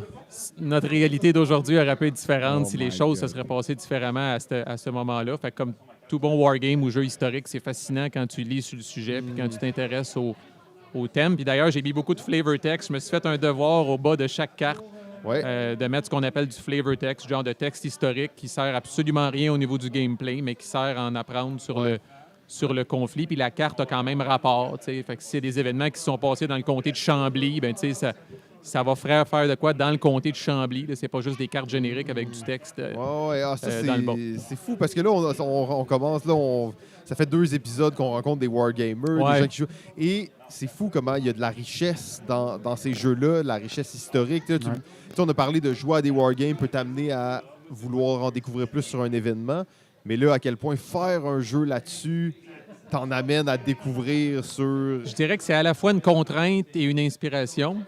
Parce que tu veux respecter la réalité aussi. Tu veux respecter le plus possible la réalité, ça c'est le bas de la contrainte. En même temps, tu es inspiré par ce qui est arrivé, mais en même temps, tu as une responsabilité comme game designer que le jeu soit équilibré. Fait que c'est ça qui est difficile des fois. C'est pas tous les conflits dans la vraie vie qui ont été équilibrés. De manière générale, j'avais lu à quelque part, puis je trouve ça très brillant. Le side qui attaquait, c'est parce qu'il était convaincu qu'il allait gagner. Fait que nécessairement, dans toute bataille, il y a comme un instigateur, puis habituellement, cette personne-là, c'est parce que, en tout cas, dans sa tête, au moins, elle est convaincue qu'elle va gagner. Fait que, par définition, déjà là, la balance est un peu skewée. Puis, comme designer, il faut que tu décides à quel point, oui, tu veux être fidèle à ça, mais en même temps, tu veux pas que ton jeu se règle au coin toss qu'on va faire au début pour dire ben là, finalement, tu joues ce side-là, fait que bonne game. On s'embarque dans 3-4 heures, mais tu as déjà gagné parce qu'historiquement, c'est ton side qui a gagné. Ben, c'est fou parce que tu es le deuxième, dans le fond, qu'on rencontre au sujet des Patriotes. Okay, on a vu tantôt Nicolas. Et il a commencé exactement de la même façon. Il a dit, je voulais faire un jeu sur la révolte des Patriotes, mais dans le fond, je me suis rendu compte que les Patriotes étaient sûrs de perdre les conflits. Fait que j'ai fait un jeu sur qu'est-ce qu'il y avait autour de ça. C'est ça. Et je trouve ça vraiment... c'est comme... Parce que le conflit idéologique a été assez balancé, autant qu'on peut rater un conflit idéologique qui a été quand même assez balancé.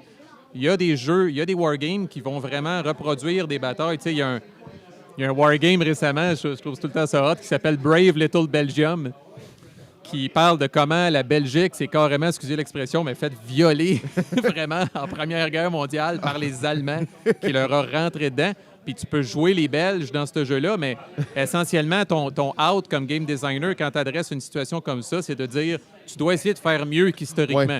Ouais, exact. Tu vas te faire défoncer quand même, mais vas-tu te faire moins défoncer que les Belges se sont fait défoncer historiquement? Puis comme Allemand, tu as la pression d'être au moins aussi successful que l'Allemagne l'a été historiquement.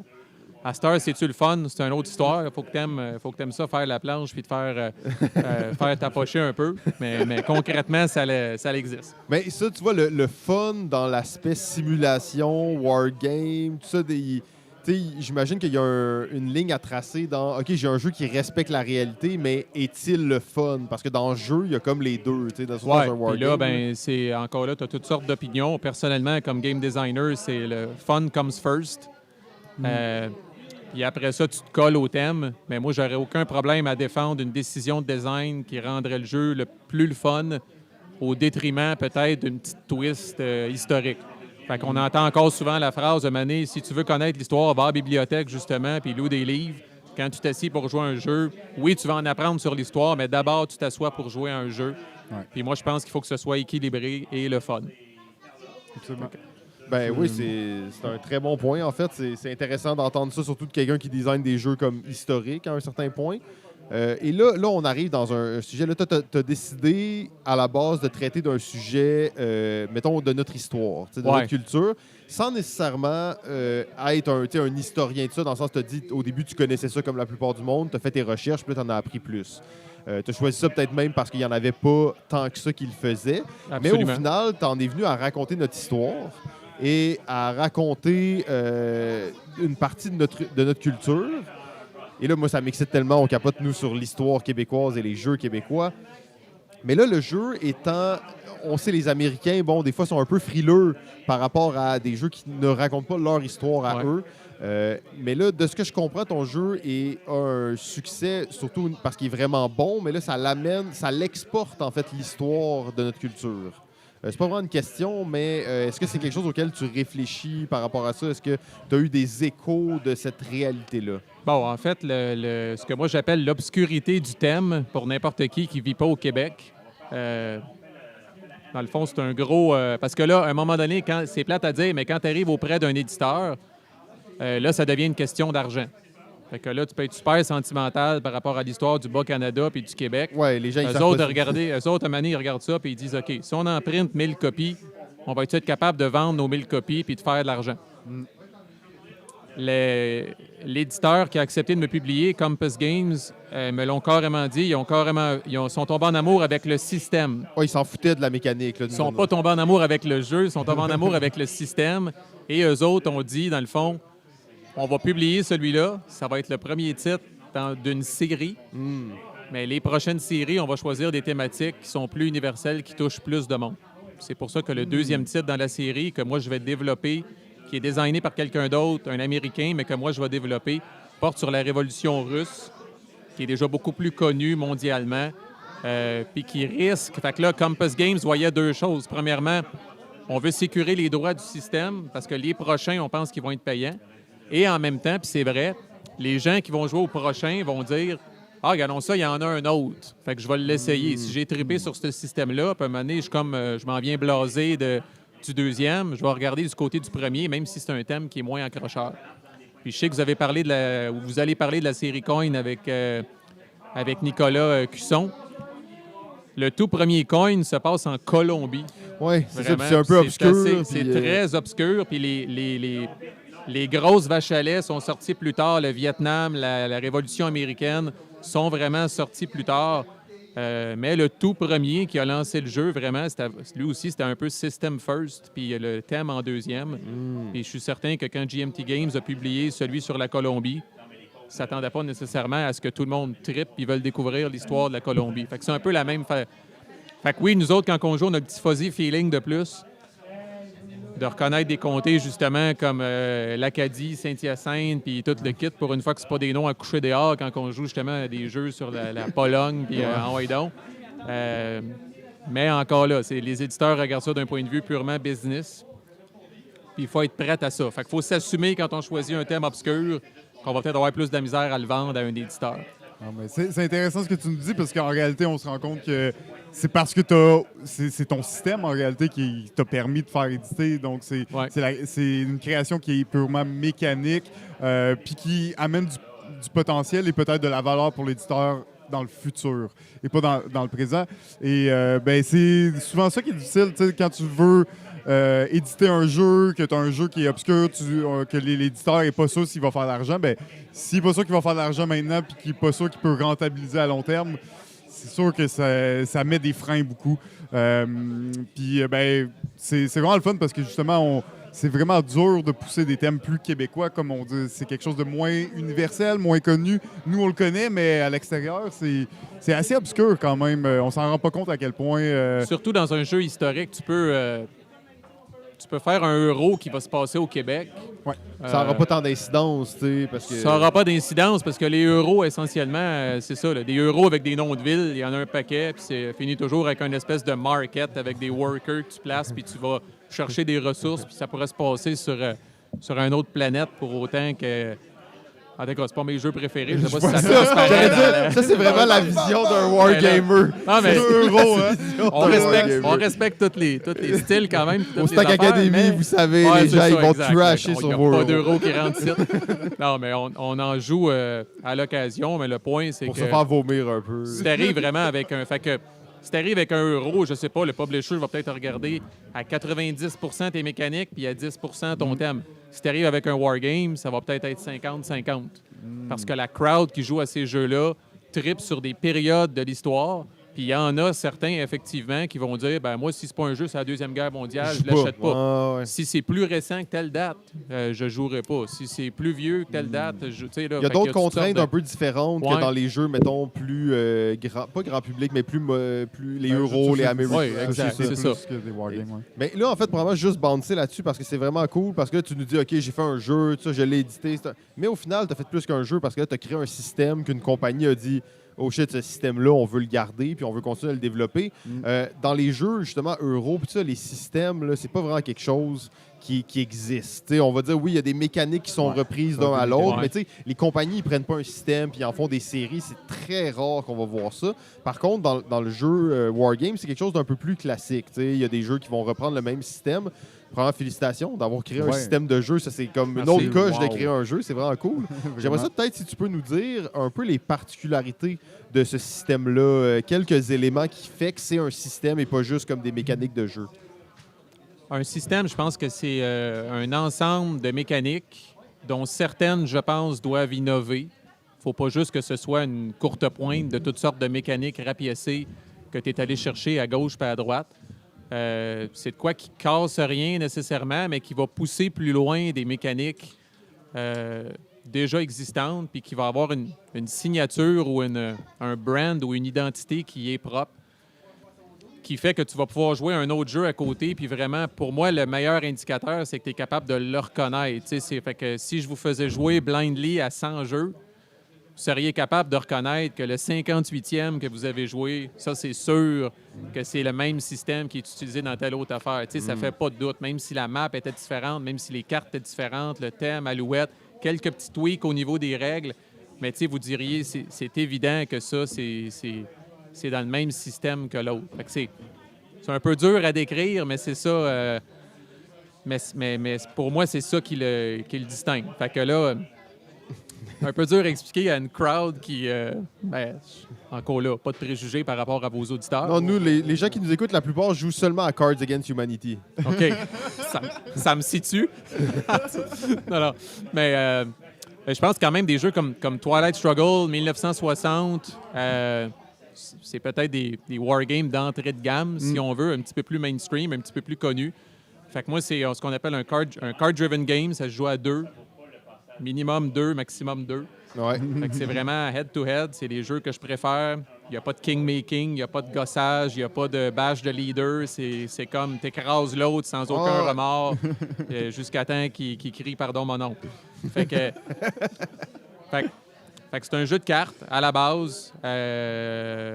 Puis bon, ma plus grosse innovation, je te dirais, ce que tout le monde voit puis dit « Wow », c'est le principe de scoring. Ce qui donne des points de victoire, autrement dit, dans le jeu, qui a été fait de toutes sortes de façons dans ces jeux-là, qui est souvent une carte, justement, de scoring qui est mélangée dans le deck, puis qu'à un moment donné, quelqu'un va piger, puis va être obligé de jouer. Puis là, au moment où elle est jouée, on regarde le statut sur le board, puis ça donne des points de victoire à la personne qui est en avance, dépendamment de c'est quoi la carte. Mon jeu, à chaque fois que tu joues une carte, tu vas brasser une espèce de dé que j'ai appelé un dé de scoring, qui va faire avancer une track. Et quand cette track-là va se rendre jusqu'au bout, c'est là que ce paye-là va être donné. Et la beauté de ces tracks-là, c'est qu'elles sont publiques sur le board. Tu les avances vraiment graduellement. Il y en a 4. Quand tu joues une carte, le dé que tu vas brasser a plus de chances de faire avancer une track qu'une autre.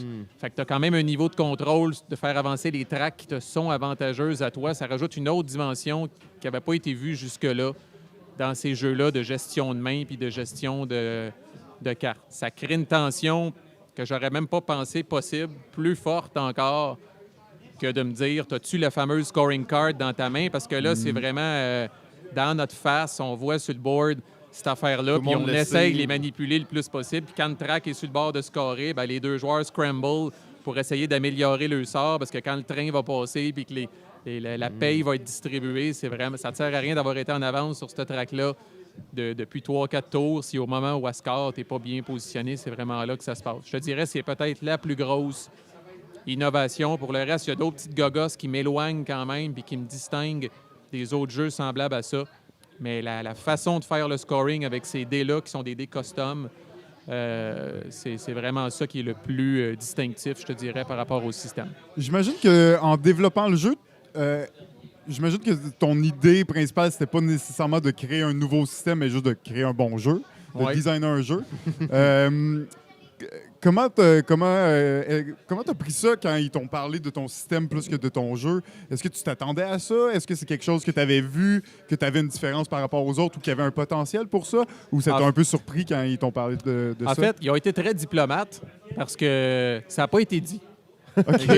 Puis un peu comme quand tu croises, je sais pas, une ancienne blonde du secondaire là, de 10 ans, là, ben, à un moment donné, on s'est revus, tu sais, moi puis l'éditeur, dans je pense qu'il est venu un stack, justement. Puis là, on dirait c'était fait. Le jeu t'a sorti. Là, il te l'a dit. Puis là, on se disait chacun les vraies affaires. Parce que je pense que c'est moi qui a commencé en lui disant, en tout cas, tu sais, j'en reviens pas que vous ayez été prête à prendre le risque. Puis merci encore, puis Puis tu sais, là, on dirait qu'à cette heure que le jeu t'a sorti, puis qu'on était comme, la tension t'a passé, c'était comme, on va être bien honnête avec toi, là. Les ventes de ton jeu sont pas bonnes, mais on croit dans le système, puis on veut qu'il y ait d'autres titres. Okay? Fait que c'est comme ça que ça a été dit, puis c'est cool. Puis comme je dis, eux autres, à un moment donné, c'est une décision business. Puis moi, je me suis toujours dit, à un moment donné, si t'es pas prête à prendre ce heat-là, publie-le toi-même. Ouais.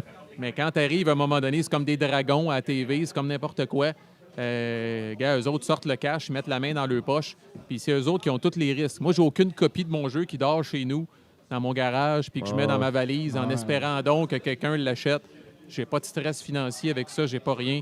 C'est tous eux autres qui ont pris les risques, c'est tous eux autres qui ont pris ces calls-là. Puis après ça, moi, j'ai aucun problème avec ça. Si ça a permis à mon jeu d'être publié, puis si ça permet à d'autres jeux du même système après ça de vivre, tu sais, fait que je me suis négocié une cote sur le système. Pareil pour les futurs titres. Oui, puis ça te donne la job en plus de développement dans le futur. Oui, être développeur, en fait, c'est une très belle job parce que tu as juste le bout de le fun, on dirait. Ouais, tu fais ton critique. d'auteur. Non, exact. Puis dans les derniers 1000 aussi, tu as beaucoup moins de de minutie, puis de petits détails, puis de gogos. Fait que là, celui que je suis en train de développer présentement, c'est Révolution russe. Ça me fait rire parce que là, justement, en fin de semaine ou la fin de semaine prochaine, bon, mais le designer s'en va d'une convention. Puis là, tu sais... c'est lui qui s'en va le faire tester. Il va tout printer les hosties de cochonnerie, puis là, il va amener ça à sa convention. Ça me rappelle de bons vieux souvenirs. Puis là, il essaye de booker ses sessions de playtest, puis tout ça. Puis moi, je suis comme plus laid back, puis je suis comme...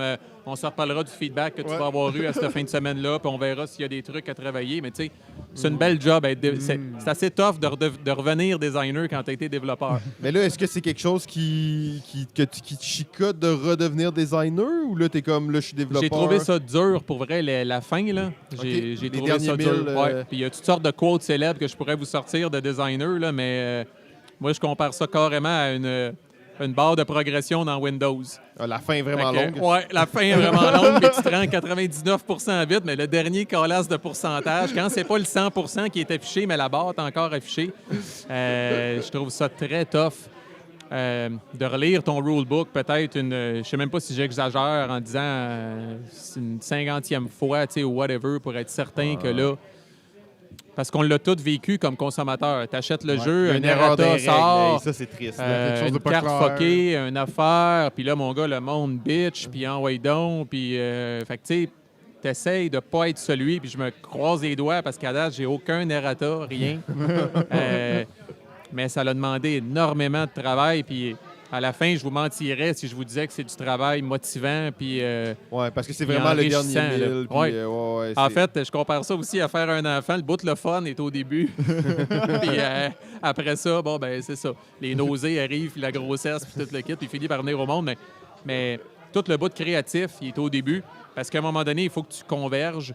Puis il faut que là, le playtest devient sérieux, l'équilibre, ça devient quasiment une question mathématique. Des fichiers Excel. Puis, puis là, ton jeu, vraiment, là, c'est ça. C'est pour ça que si je n'ai qu'un conseil à donner, designer un jeu auquel vous adorez jouer. Parce que vous allez y jouer souvent, vous allez le regarder être joué souvent, puis le plus gros danger, c'est qu'à un moment donné, toi-même, tu sois plus capable de le sentir. T'es tanné, ouais. Puis d'après moi, c'est comme ça que beaucoup de designs potentiels finissent sur des tablettes. Parce que le monde, à un moment donné, ils sont plus capables. Il est abandonné. Puis, mais là, tu nous parlais un peu avant l'épisode que maintenant, tu développes pour ce système-là, Prélude, tout... quelque chose. Oui, c'est ça, Prélude, là, qui n'a pas de nom officiellement. Non, le c'est système. ça, Il faudrait exact. que tu proposes un nom, d'ailleurs. Oui, c'est ça. Ben, le Prélude to quelque chose est bon. Là. Ouais. Ils vont trouver ça bon. Prélude to quelque chose. Il s'agit de mettre un peu de sérieux exotique, puis le brandé. Mais à date, on est 2 sur 2 des titres que c'est Prélude to quelque chose. Mais là, tu nous disais peut-être que tu étais développeur pour Bayonetta et Tomahawk aussi. Oui, aussi. Ça, c'est le jeu de Marc Rodrigue qui est en travail depuis quand même un petit moment déjà. Exact. Et comment t'es devenu développeur de ce jeu-là? Ben, en fait, Marc aussi pourra vous en parler dans son entrevue, passer par toute la gamme des émotions. Lui aussi, c'est un projet de plusieurs années. C'est un projet de longue haleine. Vraiment, On l'a rencontré. De longue haleine, effectivement. Puis bon, à un moment donné, comme je dis, lui et tout, il y a eu des hauts et des bas dans son design. Puis bon, moi, à un moment donné, en fait, Marc est le graphiste de mon jeu. Oui, ben oui, absolument, Okay. c'est vrai, on a vu ça. Fait ouais. que, Fait que vous Marc est connaissez d'ailleurs quand même, graphiste de son propre profession, jeu. c'est ça.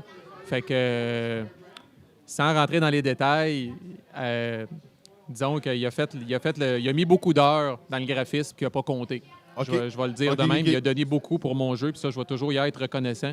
Puis à un moment donné, c'était carrément, puis je pense que c'est beaucoup ça dans cette industrie-là. C'est du donnant-donnant, puis c'est comme moi, à un moment donné, je me suis proposé. Il y avait un développeur avant, ça ne marchait pas très bien. Son développeur avait peut-être l'attitude inverse de ce qu'on voudrait, c'est-à-dire « Ah, everything's fine, everything's fine. Ah, OK. Puis moi, je me rappelle pas comment ça a commencé. Je pense que j'ai lu son rulebook une première fois, puis je suis arrivé avec genre 25 modifications. quelque chose de même, là. Fait que là, il a comme dit oh boy, yes, merci de me garder honnête, puis tout le kit. Puis c'est comme ça que ça a commencé, puis on est dans cette relation-là, entre guillemets, depuis. Puis là, ça achève, enfin.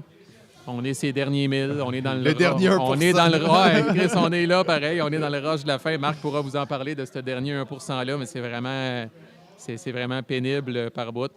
Mais là, ça achève, fait qu'on est proche là, de la fierté qu'ils partent enfin au printer, puis que là, ils soient distribués. Marc va avoir un beaucoup plus gros tirage que le mien. Son jeu va être beaucoup plus populaire que le mien. Fait que ça va être intéressant, le buzz aussi qui va se créer sur Board Game Geek puis sur toutes les autres plateformes de jeux de société, de monde qui vont y jouer puis qui vont donner du feedback. Bien, on parle beaucoup de la communauté des auteurs québécois qui grandit. Et là, on vient ici au Stack, OK, on connaissait quelques personnes, mais là, on se rend compte que c'est la communauté des auteurs québécois de Wargame est effervescente, est florissante. C'est un réseau de gens qui s'aident, qui se connaissent. Puis c'est des gens qui commencent justement à publier des jeux, des gens qui commencent à avoir une renommée, puis tout ça. Est-ce que toi, tu ressens cette effervescence-là des auteurs québécois de Wargame? Oui, le pire, c'est que c'est un peu un addon dans le sens où Marc avait commencé à travailler sur son jeu avant de me connaître. Même affaire pour moi. Morgane qui a fait Pendragon. Bon, Carl Paradis est peut-être le plus célèbre d'entre tous. Lui, il a plusieurs titres à son nom, puis c'est pas d'hier. Fait que, tu sais, je te dirais que, sans dire que c'est un addon, mais on a tous poussé dans notre raccoin. Puis vous vous êtes rencontrés... Puis là, à un moment donné, on s'est comme rendu compte qu'on était tous au stack. Donc, vraiment que c'est pas une coïncidence. Là. Quand t'es un gamer intense, l'étape d'après à laquelle tout le monde pense, c'est est-ce que je pourrais moi-même designer un jeu? Mais oui, c'est vrai qu'au volume, ça gagne qu'on est. Il y a quand même une couple de designers avec des belles histoires. Puis, tu sais, ça commence à faire des conversations intéressantes quand on se rencontre ici, de dire justement, t'as-tu de quoi d'autre sur le feu, t'as-tu de quoi d'autre en préparation, ou tu sais, si t'es... Non, c'est vraiment, pour moi, c'est en fait l'excitation de ma journée, là, de voir que la création québécoise est florissante dans plusieurs domaines différents, de faire des recoupements, de voir ça, je suis vraiment emballé. En fait, Marco, c'est pas complètement terminé, mais on va clore, à moins que Jeff, tu avais peut-être une autre question, c'est ça, donc on va clore la portion interview. Merci beaucoup d'être venu à notre micro pour ça.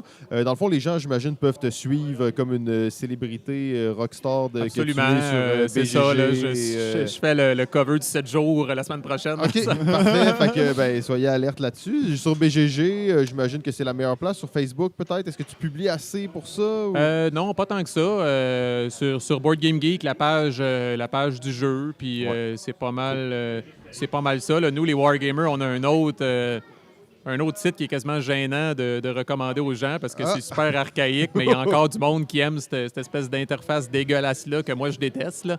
Mais le jeu a une autre page sur ce site-là, mais moi, le moins il y a de posts sur cette page-là, le mieux je me porte. Tu veux pas en parler? C'est consimworld.com s'il y en a qui veulent aller voir puis vomir, puis après ça, fermer la fenêtre puis revenir sur Board Game Geek parce que vraiment, c'est complètement atroce comme... OK, fait que Board Game Geek, c'est correct. Board Game Geek est la place si les gens veulent interagir avec moi. On t'avait invité à apporter un sujet que nous, on n'est pas au courant. Bientôt, c'est un espèce de nouveau concept qu'on fait, nous inviter à apporter un sujet. Et on va en parler le temps que ça dure. Hein. On ne sait pas exactement combien de temps ça va durer, mais on va en parler. Donc, on peut te laisser introduire le sujet que tu nous as apporté aujourd'hui. Le sujet que j'aimerais parler, je ne sais pas si ça a été... J'ai pas tout écouté vos épisodes, je ne sais pas si ça a été couvert, mais moi, je fais beaucoup de ce qu'on appelle du play by email.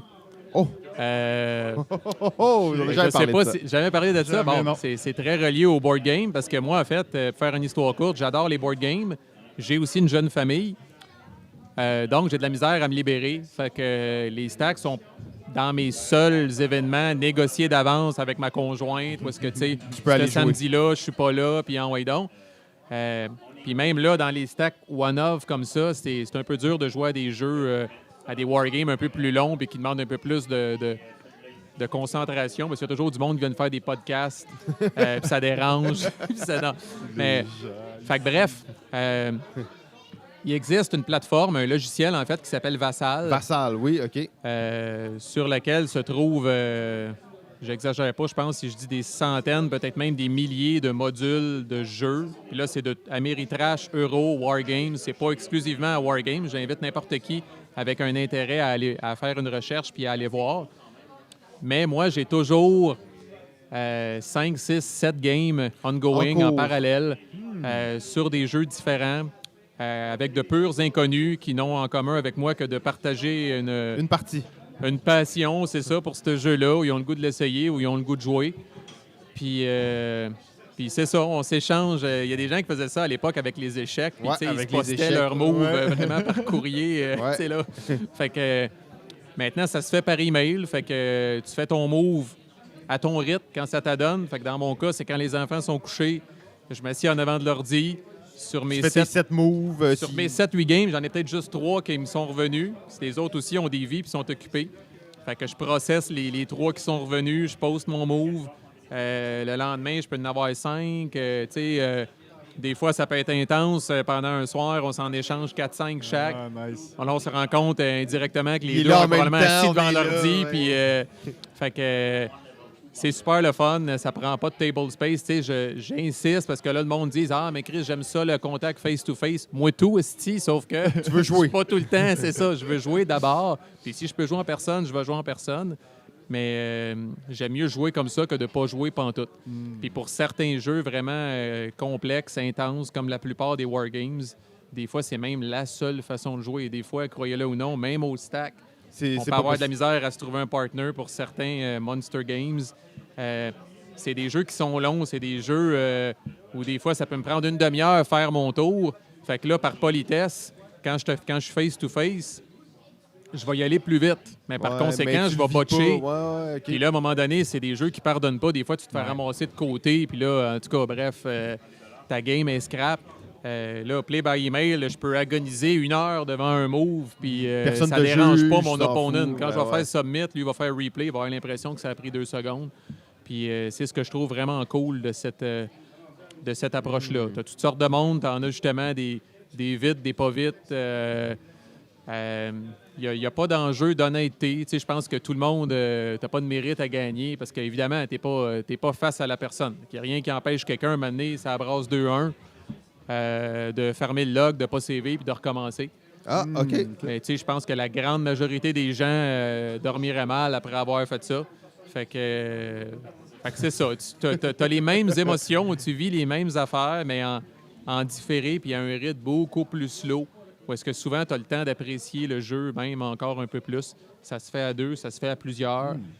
À plusieurs, ça peut venir compliqué parce que il s'agit que tu en aies un maintenant qui parte en vacances. Ouais, comme ça... là, la relâche commence. Fait que là, il s'agit qu'il y en ait un qui parte en ski quelque part, pas d'ordi, déconnecté. Là, les 4-5 autres sont jamais pour les multiplayers. Mais d'où le but d'en avoir plusieurs. J'avais essayé ça au début. J'ai parti une game. C'était long. Là, je capotais, puis je trouvais ça débile. Puis moi, j'en allais lâcher ça. Puis c'est quelqu'un qui m'a dit, je remercie cette personne-là de m'avoir dit, non, tu l'as tout faux, ditch pas ta game, pars plusieurs games. Fait que là, même si tu un branleux qui gosse, tu vas toujours, comme je disais, quand tu t'assieds en avant de l'ordi, tu vas toujours avoir une coupe de reply, puis tu vas toujours avoir une coupe de games qui vont avancer. Fait que j'encourage les gens qui, comme moi, peut-être, ont une passion pour les board games, mais un temps limité pour faire des rencontres face-to-face. À regarder de ce côté-là, la qualité des modules Vassal va varier en fonction de qui l'a designé. J'imagine qu'il y en a qui sont très bien faits. Ou... Il y en a là, que c'est fait avec les... quand c'est sponsoré par la compagnie, tu as même accès au artwork original qui t'est fourni par le graphiste. Okay. C'est vraiment en high resolution. Tu peux zoomer vraiment comme un débile. Mais c'est pas un système qui a les règles à l'intérieur. Ça n'enforce pas les règles, non. C'est ça. Il faut connaître les règles. C'est un genre de tabletop simulator. Il faut connaître les règles, exact. Ouais, c'est ça. Puis il faut, puis souvent, justement, pour protéger la propriété intellectuelle, tout ne sera pas fourni non plus. Fait qu'un player aid, mettons, qui est nécessaire avec certaines tables dessus, ne sera pas dans le module. Fait que là, à ce moment-là, il faut que tu l'aies à la table en avant de toi. Comme tu as acheté le jeu pour de vrai, pour jouer en ligne. Ouais, exact. Okay. Puis il y en a qui vont pas badrer puis qui vont dire, gars, non, il est disponible. Si les gens aiment ça, ils vont l'acheter pour pouvoir jouer en personne, justement. Ils connaissent la crowd de board gamer qui a un naturel, justement, plus social. Fait que souvent, on utilise ça pour essayer quelque chose. Officiellement, la règle, c'est comme dans la vraie vie. Il faut qu'au moins un des deux joueurs ait une copie. OK. Fait que dans la vraie vie, c'est pas nécessaire qu'on ait chacun une non, copie. Au moins un joueur, pour le jeu en ligne. Fait que... Ben c'est intéressant parce que c'est une question, premièrement, de savoir est-ce que le fait de jouer à un jeu de société en ligne est problématique. T'sais, ça, c'est déjà une question. Il y a des gens qui vont dire non, moi, je joue pas à des jeux en ligne, à des jeux de société en ligne, c'est une aberration. Je t'avouerais que maintenant, j'ai une jeune famille aussi et Tabletop Simulator est rendu mon ami. C'est ça. J'ai commencé à jouer à Tabletop Simulator parce que à 10h30 le soir, OK, j'avais 1 heure de libre, mon ami aussi, mais on pouvait pas nécessairement se rencontrer. Fait qu'on fait une partie là. Par contre, la question depuis tantôt qui me vient en tête, c'est là, tu joues à des jeux qui sont des monster games, OK? Qui vont durer genre 6 heures si tu joues en vrai, peut-être plus. Mais là, tu joues en play by email. Ça dure combien de temps de game? Le pire, c'est qu'en fonction du jeu, bon, je reparlais tantôt, si dans la vraie vie, ça m'aurait pris une demi-heure faire mon move, ben quand je vais l'envoyer par email à mon adversaire, il se trouve avoir une demi-heure, entre guillemets, condensée. Lui, ça va y prendre peut-être 1 minute pour faire le tour de mon log. Après ça, lui va prendre sa propre demi-heure. Fait qu'en termes total de jeu, tu passes moins de temps devant le jeu qu'en vrai. Puis des fois, le jeu va automatiser certaines affaires. Exemple, le setup, qui déjà, pour ces jeux-là, peut être un royal pain in the butt. Parce qu'il y a des... Écoute, les pires Monster Games sont célèbres pour que lors d'une fin de semaine de 3 jours, les gens arrivent le vendredi, puis le vendredi soir, le jeu est set-up. That's it. Ils commencent à jouer, ils vont se coucher, ils commencent à jouer le samedi matin. Oh, wow, OK. La plupart des modules Vassal, tu choisis ton scénario, pouf, tout est installé. Tu es prêt à partir. Le shuffling se fait automatiquement, le dice rolling se fait automatiquement. Toutes des affaires où veux pas, tu perds un petit peu de temps quand tu es en personne. Mais des fois, en élapse, comme on dit, ça peut prendre 3 mois pour faire une game.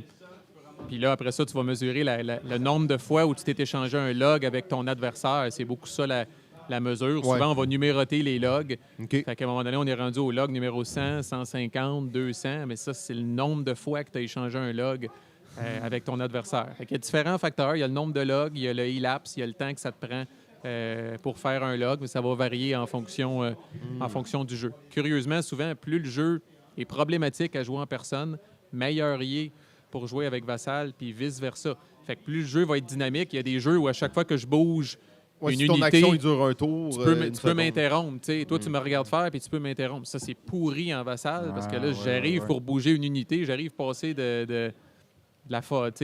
edge de la forêt jusqu'à l'autre forêt. Puis là, tu peux m'intercepter théoriquement à chaque case que je fais. Ça, c'est débile là, par email. T'envoies ça à l'autre, ça y prend 2 jours, il te reply. En vrai, ça prend 2 secondes. À l'inverse, un jeu où en personne, tu vas te dire, bon, ben c'est à ton tour, je vais aller me chercher un lunch parce que c'est tellement long. Ben, comme je disais tantôt, si c'est écœurant en différé. Fait qu'au final, vraiment, certains jeux ont la valeur à cet endroit-là. Moi, maintenant, j'apprécie un jeu. Comme je le cote, il y a sa cote de play by email, suitability, si on veut. Que pour moi, c'est comme, lui, ça marche bien, lui, ça marche pas bien. Puis, fait que je jouerais pas à toutes sur Vassal en différé. Vassal, tu peux jouer live aussi comme Tabletop Simulator. Et là, c'est à voir si, en fonction des disponibilités que tu as, puis des partners que tu as finalement, puis de l'implantation de chaque jeu dans ces systèmes-là. Mais c'est sûr que ça amène une autre dimension à certains jeux. D'ailleurs, une game mythique qu'on a jouée par email, par en fait, c'est notre seule expérience probablement de play by email. Là. C'est ça que je voulais mentionner, qu'on n'a pas grand-chose à dire là-dessus parce qu'on ne l'a pas nécessairement expérimenté, à part une fois. Mais on a joué à Diplomatie. OK, ouais. Par email. Puis réellement, tu sais, Diplomatie, OK, t'es comme, OK, ça dure 2 jours, c'est vraiment extrême, puis tu vis plus pendant 2 jours. Mais là, on a joué à Diplomatie, ça a duré 3 semaines, 1 mois. Mais là, pendant 3 semaines, 1 mois, c'était extrême. Là. Je travaillais plus, on s'envoyait des messages toute la journée. Ouais. On avait fait des blogs de nos nations où là, on disait les nouvelles. Puis là, c'était rendu tellement comme... En fait, c'était trop intense. On s'est vraiment laissé prendre au jeu. Ça, c'est l'autre raison pourquoi en partir plusieurs aussi, parce que j'avais aussi ce problème-là d'obséder après puis d'attendre le move. Il y a certains jeux, veux pas, où il y a beaucoup de tension.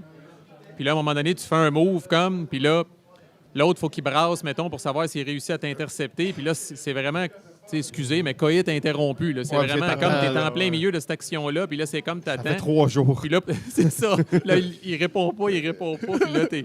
Mais effectivement, il y a des fois où tu voudrais avoir la personne en avant de toi et puis go, bing, bing. Mais... Oui, Diplomatie, je peux comprendre comment est-ce que ces jeux-là où il faut que tu... puis il y a un aspect... Quand t'es 1v1, il y a moins cette dimension-là parce que tu l'attaques, il t'attaque. Là, à 7, que t'appelles tout le monde, tu contactes tout le monde à tous les jours, genre savoir... Et là, tu vas faire ton move, là tu vas faire le move que t'as dit. Oui, c'est ça. Non, même après la phase de Diplomatie, t'es encore en train de rester accroché. C'est jamais fini. Oui, c'est ça. Mais c'était... c'est une expérience à vivre. Comme je dis, quand tu sors d'une expérience comme ça, tu dis, bon, c'était-tu le fun, oui ou non? Je recommencerai-tu, oui ou non? Puis en même temps, c'est comme, il y a tellement de jeux. Explorer. Un jeu qui marche pas, ben tu... Il y en a d'autres qui vont marcher personne, mieux. Ma seule crainte, tu vois, avec du play by email sur 3 mois comme ça serait que le joueur de l'autre côté décide tout simplement de dire « Ah, check, moi, j'arrête. » Ça arrive des fois. Ouais, ça a été un peu triste. Tu parlais de des fois, étant donné que c'est des inconnus, il y en a qui n'ont même pas la classe nécessairement. Tu l'apprends à la dure parce que tu vas toujours laisser un petit peu de corde à la personne. Ouais, mais là, ça fait puis 2 à un mois. moment donné, tu n'appelles pas la police si ça fait plus que 3 jours quand tu n'as pas envoyé son chose. De manière, tu pognes une semaine. Bon, là, c'est là que tu envoies un petit email. Tu dis, hey, tu sais, by the way, c'est à toi. Et puis des fois, c'est aussi cave que de dire, parce que je pensais que on vit par email, croyez-le ou non, la même affaire qu'on vit des fois autour d'une table, tu sais. C'est mon tour. Le dude qui est sur son cellulaire, puis là, tu dis, by the way, c'est à toi. Puis là, c'est comme, shit. Mais c'est un peu la même affaire. Des fois, la personne ne savait pas que c'était à elle. Des fois, tu envoies cet email-là. Des fois, il va te répondre ou non. Puis tu as des games, des fois, qui peuvent chier en plein milieu comme ça. Mais ça reste une petite communauté, ces joueurs en ligne-là. Fait que, tu sais, le mieux que tu peux faire, c'est mettre cette personne-là sur une blacklist. OK. Puis Fait que dire, ça existe. oui, ben moi, je vais dire, gars, je joue plus avec cette personne-là parce que, entre guillemets, elle m'a chié dans les mains une fois. Ouais. Puis je me referais pas avoir. Tu sais, fait que la vie est trop courte parce qu'effectivement, quand tu t'es investi dans une game comme ça, surtout ces jeux-là un petit peu plus intenses ou c'est push à moitié que ça arrête. Ouais, là, exact. Puis le pire, c'est que c'est pas qu'ils sont mauvais perdants. Des fois, c'est un désintérêt. Des fois que ça m'est arrivé, je n'étais pas capable de relier ça à un événement, de dire, bon, ça y est, mettons, sa capitale est tombée. Fait que là, regardons ça. Il répond plus. C'est même pas tout le temps. Il jouait juste à une game, puis il était tanné. Peut-être. Ou il jouait à plusieurs, justement. Puis à un moment donné, celle-là, tu as tout le temps dans le bas de sa liste. Puis il a fini par... C'est moi-même, des fois, ça me force, mais de finir, parce que des fois, tu vas découvrir des jeux comme ça, puis à un moment donné, après une coupe de tours, tu te rends compte, ouais, c'est ordinaire. Finalement, ça va l'air hot quand je lisais les règles, mais c'est ordinaire. 4 mois de mais jeu. Je vais avoir la classe d'amener ça à mon adversaire, puis de dire, regarde, moi, je suis carrément blonde, puis je dis, gars, moi, présentement, j'ai plus de fun. Ouais, il y en a qui vont te dire, fait que, what about you? T'sais? Puis la plupart du monde, quand ils entendent ce statement-là, ils vont dire, ben gars, c'est pas une job, fait que je te forcerai pas à. La communauté est quand même. continuer. C'est ça arrive. Ouais, c'est un bon sujet, en fait. On n'avait jamais abordé ça. C'est cool. Ça donne envie d'investiguer ça. Vassal, c'est ça, c'est le nom de. Vassalengine.org. C'est magnifique, vous allez voir. Le moteur est là, puis tous les modules sont là, listés alphabétiquement. Fait que la première affaire à checker, c'est toujours, existe-t-il un module pour ce jeu-là? Puis là, après ça, toujours le downloader puis le partir en solo pour voir de quoi il y a de l'air. Parce que, comme je disais, la qualité des modules. Puis je refais une petite boucle par rapport au design. Mais une fois que tu connais Vassal, c'est merveilleux pour playtester aussi. Ça t'ouvre les portes du playtest à l'extérieur de ton cercle immédiat. Puis tu peux rendre justement là, ton module disponible à n'importe qui dans le monde pour le tester. Fait que moi, je joue sur Vassal, mais je design aussi. OK. Je suis capable de designer des modules Vassal. Ça prend quand même une certaine... En tout cas, c'est un peu obscur, c'est un art mythique. Là. Fait que, mais je le maîtrise puis je suis capable de le faire. Ça m'a beaucoup aidé pour tester mon jeu. Puis on a testé Bayonetta et Tomahawks comme ça. On va tester le prochain Prelude to Revolution comme ça aussi. Ça accélère beaucoup les playtests. Oui, ben le jeu sur Internet, ça a ses avantages aussi. Ouais. Là. Beaucoup de gens qui utilisent Tabletop Simulator aussi pour faire ça. Je pense que aujourd'hui, dans le monde d'aujourd'hui, ça te prend au moins une de ces plateformes-là pour être capable de pour playtester. Tester. Ouais. Ben, Marco, c'est la première fois qu'on se rencontrait, puis moi, j'ai adoré la rencontre. En fait, c'était vraiment sympa cool. que tu viennes nous rencontrer, que tu nous donnes plein d'informations. On suit ta carrière de designer, même si elle est un peu en stand-by. On va suivre celle de développeur, mettons. Oui, c'est ça, exact. Ça, c'est plus relax, moins émotif. Une année, je vais me refaire pogner, puis le cœur va parler avant la tête, puis je vais me rembarquer d'une autre affaire, puis il va être trop tard pour reculer, puis je vais faire un autre design, c'est sûr. Ça, c'est la bonne mentalité. C'est ça, exact. That's the spirit. Ben ouais, fait que bravo pour tout ça. Puis encore là, c'est excitant de voir des designers québécois là, qui continuent d'émerger puis qui font leur marque sur la scène internationale dans tous les milieux. Je suis très intéressé aussi par le nouveau jeu là, de Russie, de la révolution sur la Russie. Oui. Super, c'est une thématique qui m'attire beaucoup, donc j'ai bien hâte de suivre ça aussi, le développement de ce jeu. Je peux confirmer déjà que ça s'enligne pour être un digne successeur, ça va être très bon. Ça va être solide? Oui. Cool. Magnifique. Cool. Bon, ben Marco, on te souhaite une bonne journée. On te laisse retourner à tes wargames. Excellent, merci. Merci de l'invitation, ça m'a fait plaisir. Ben, merci. Bye. À toi.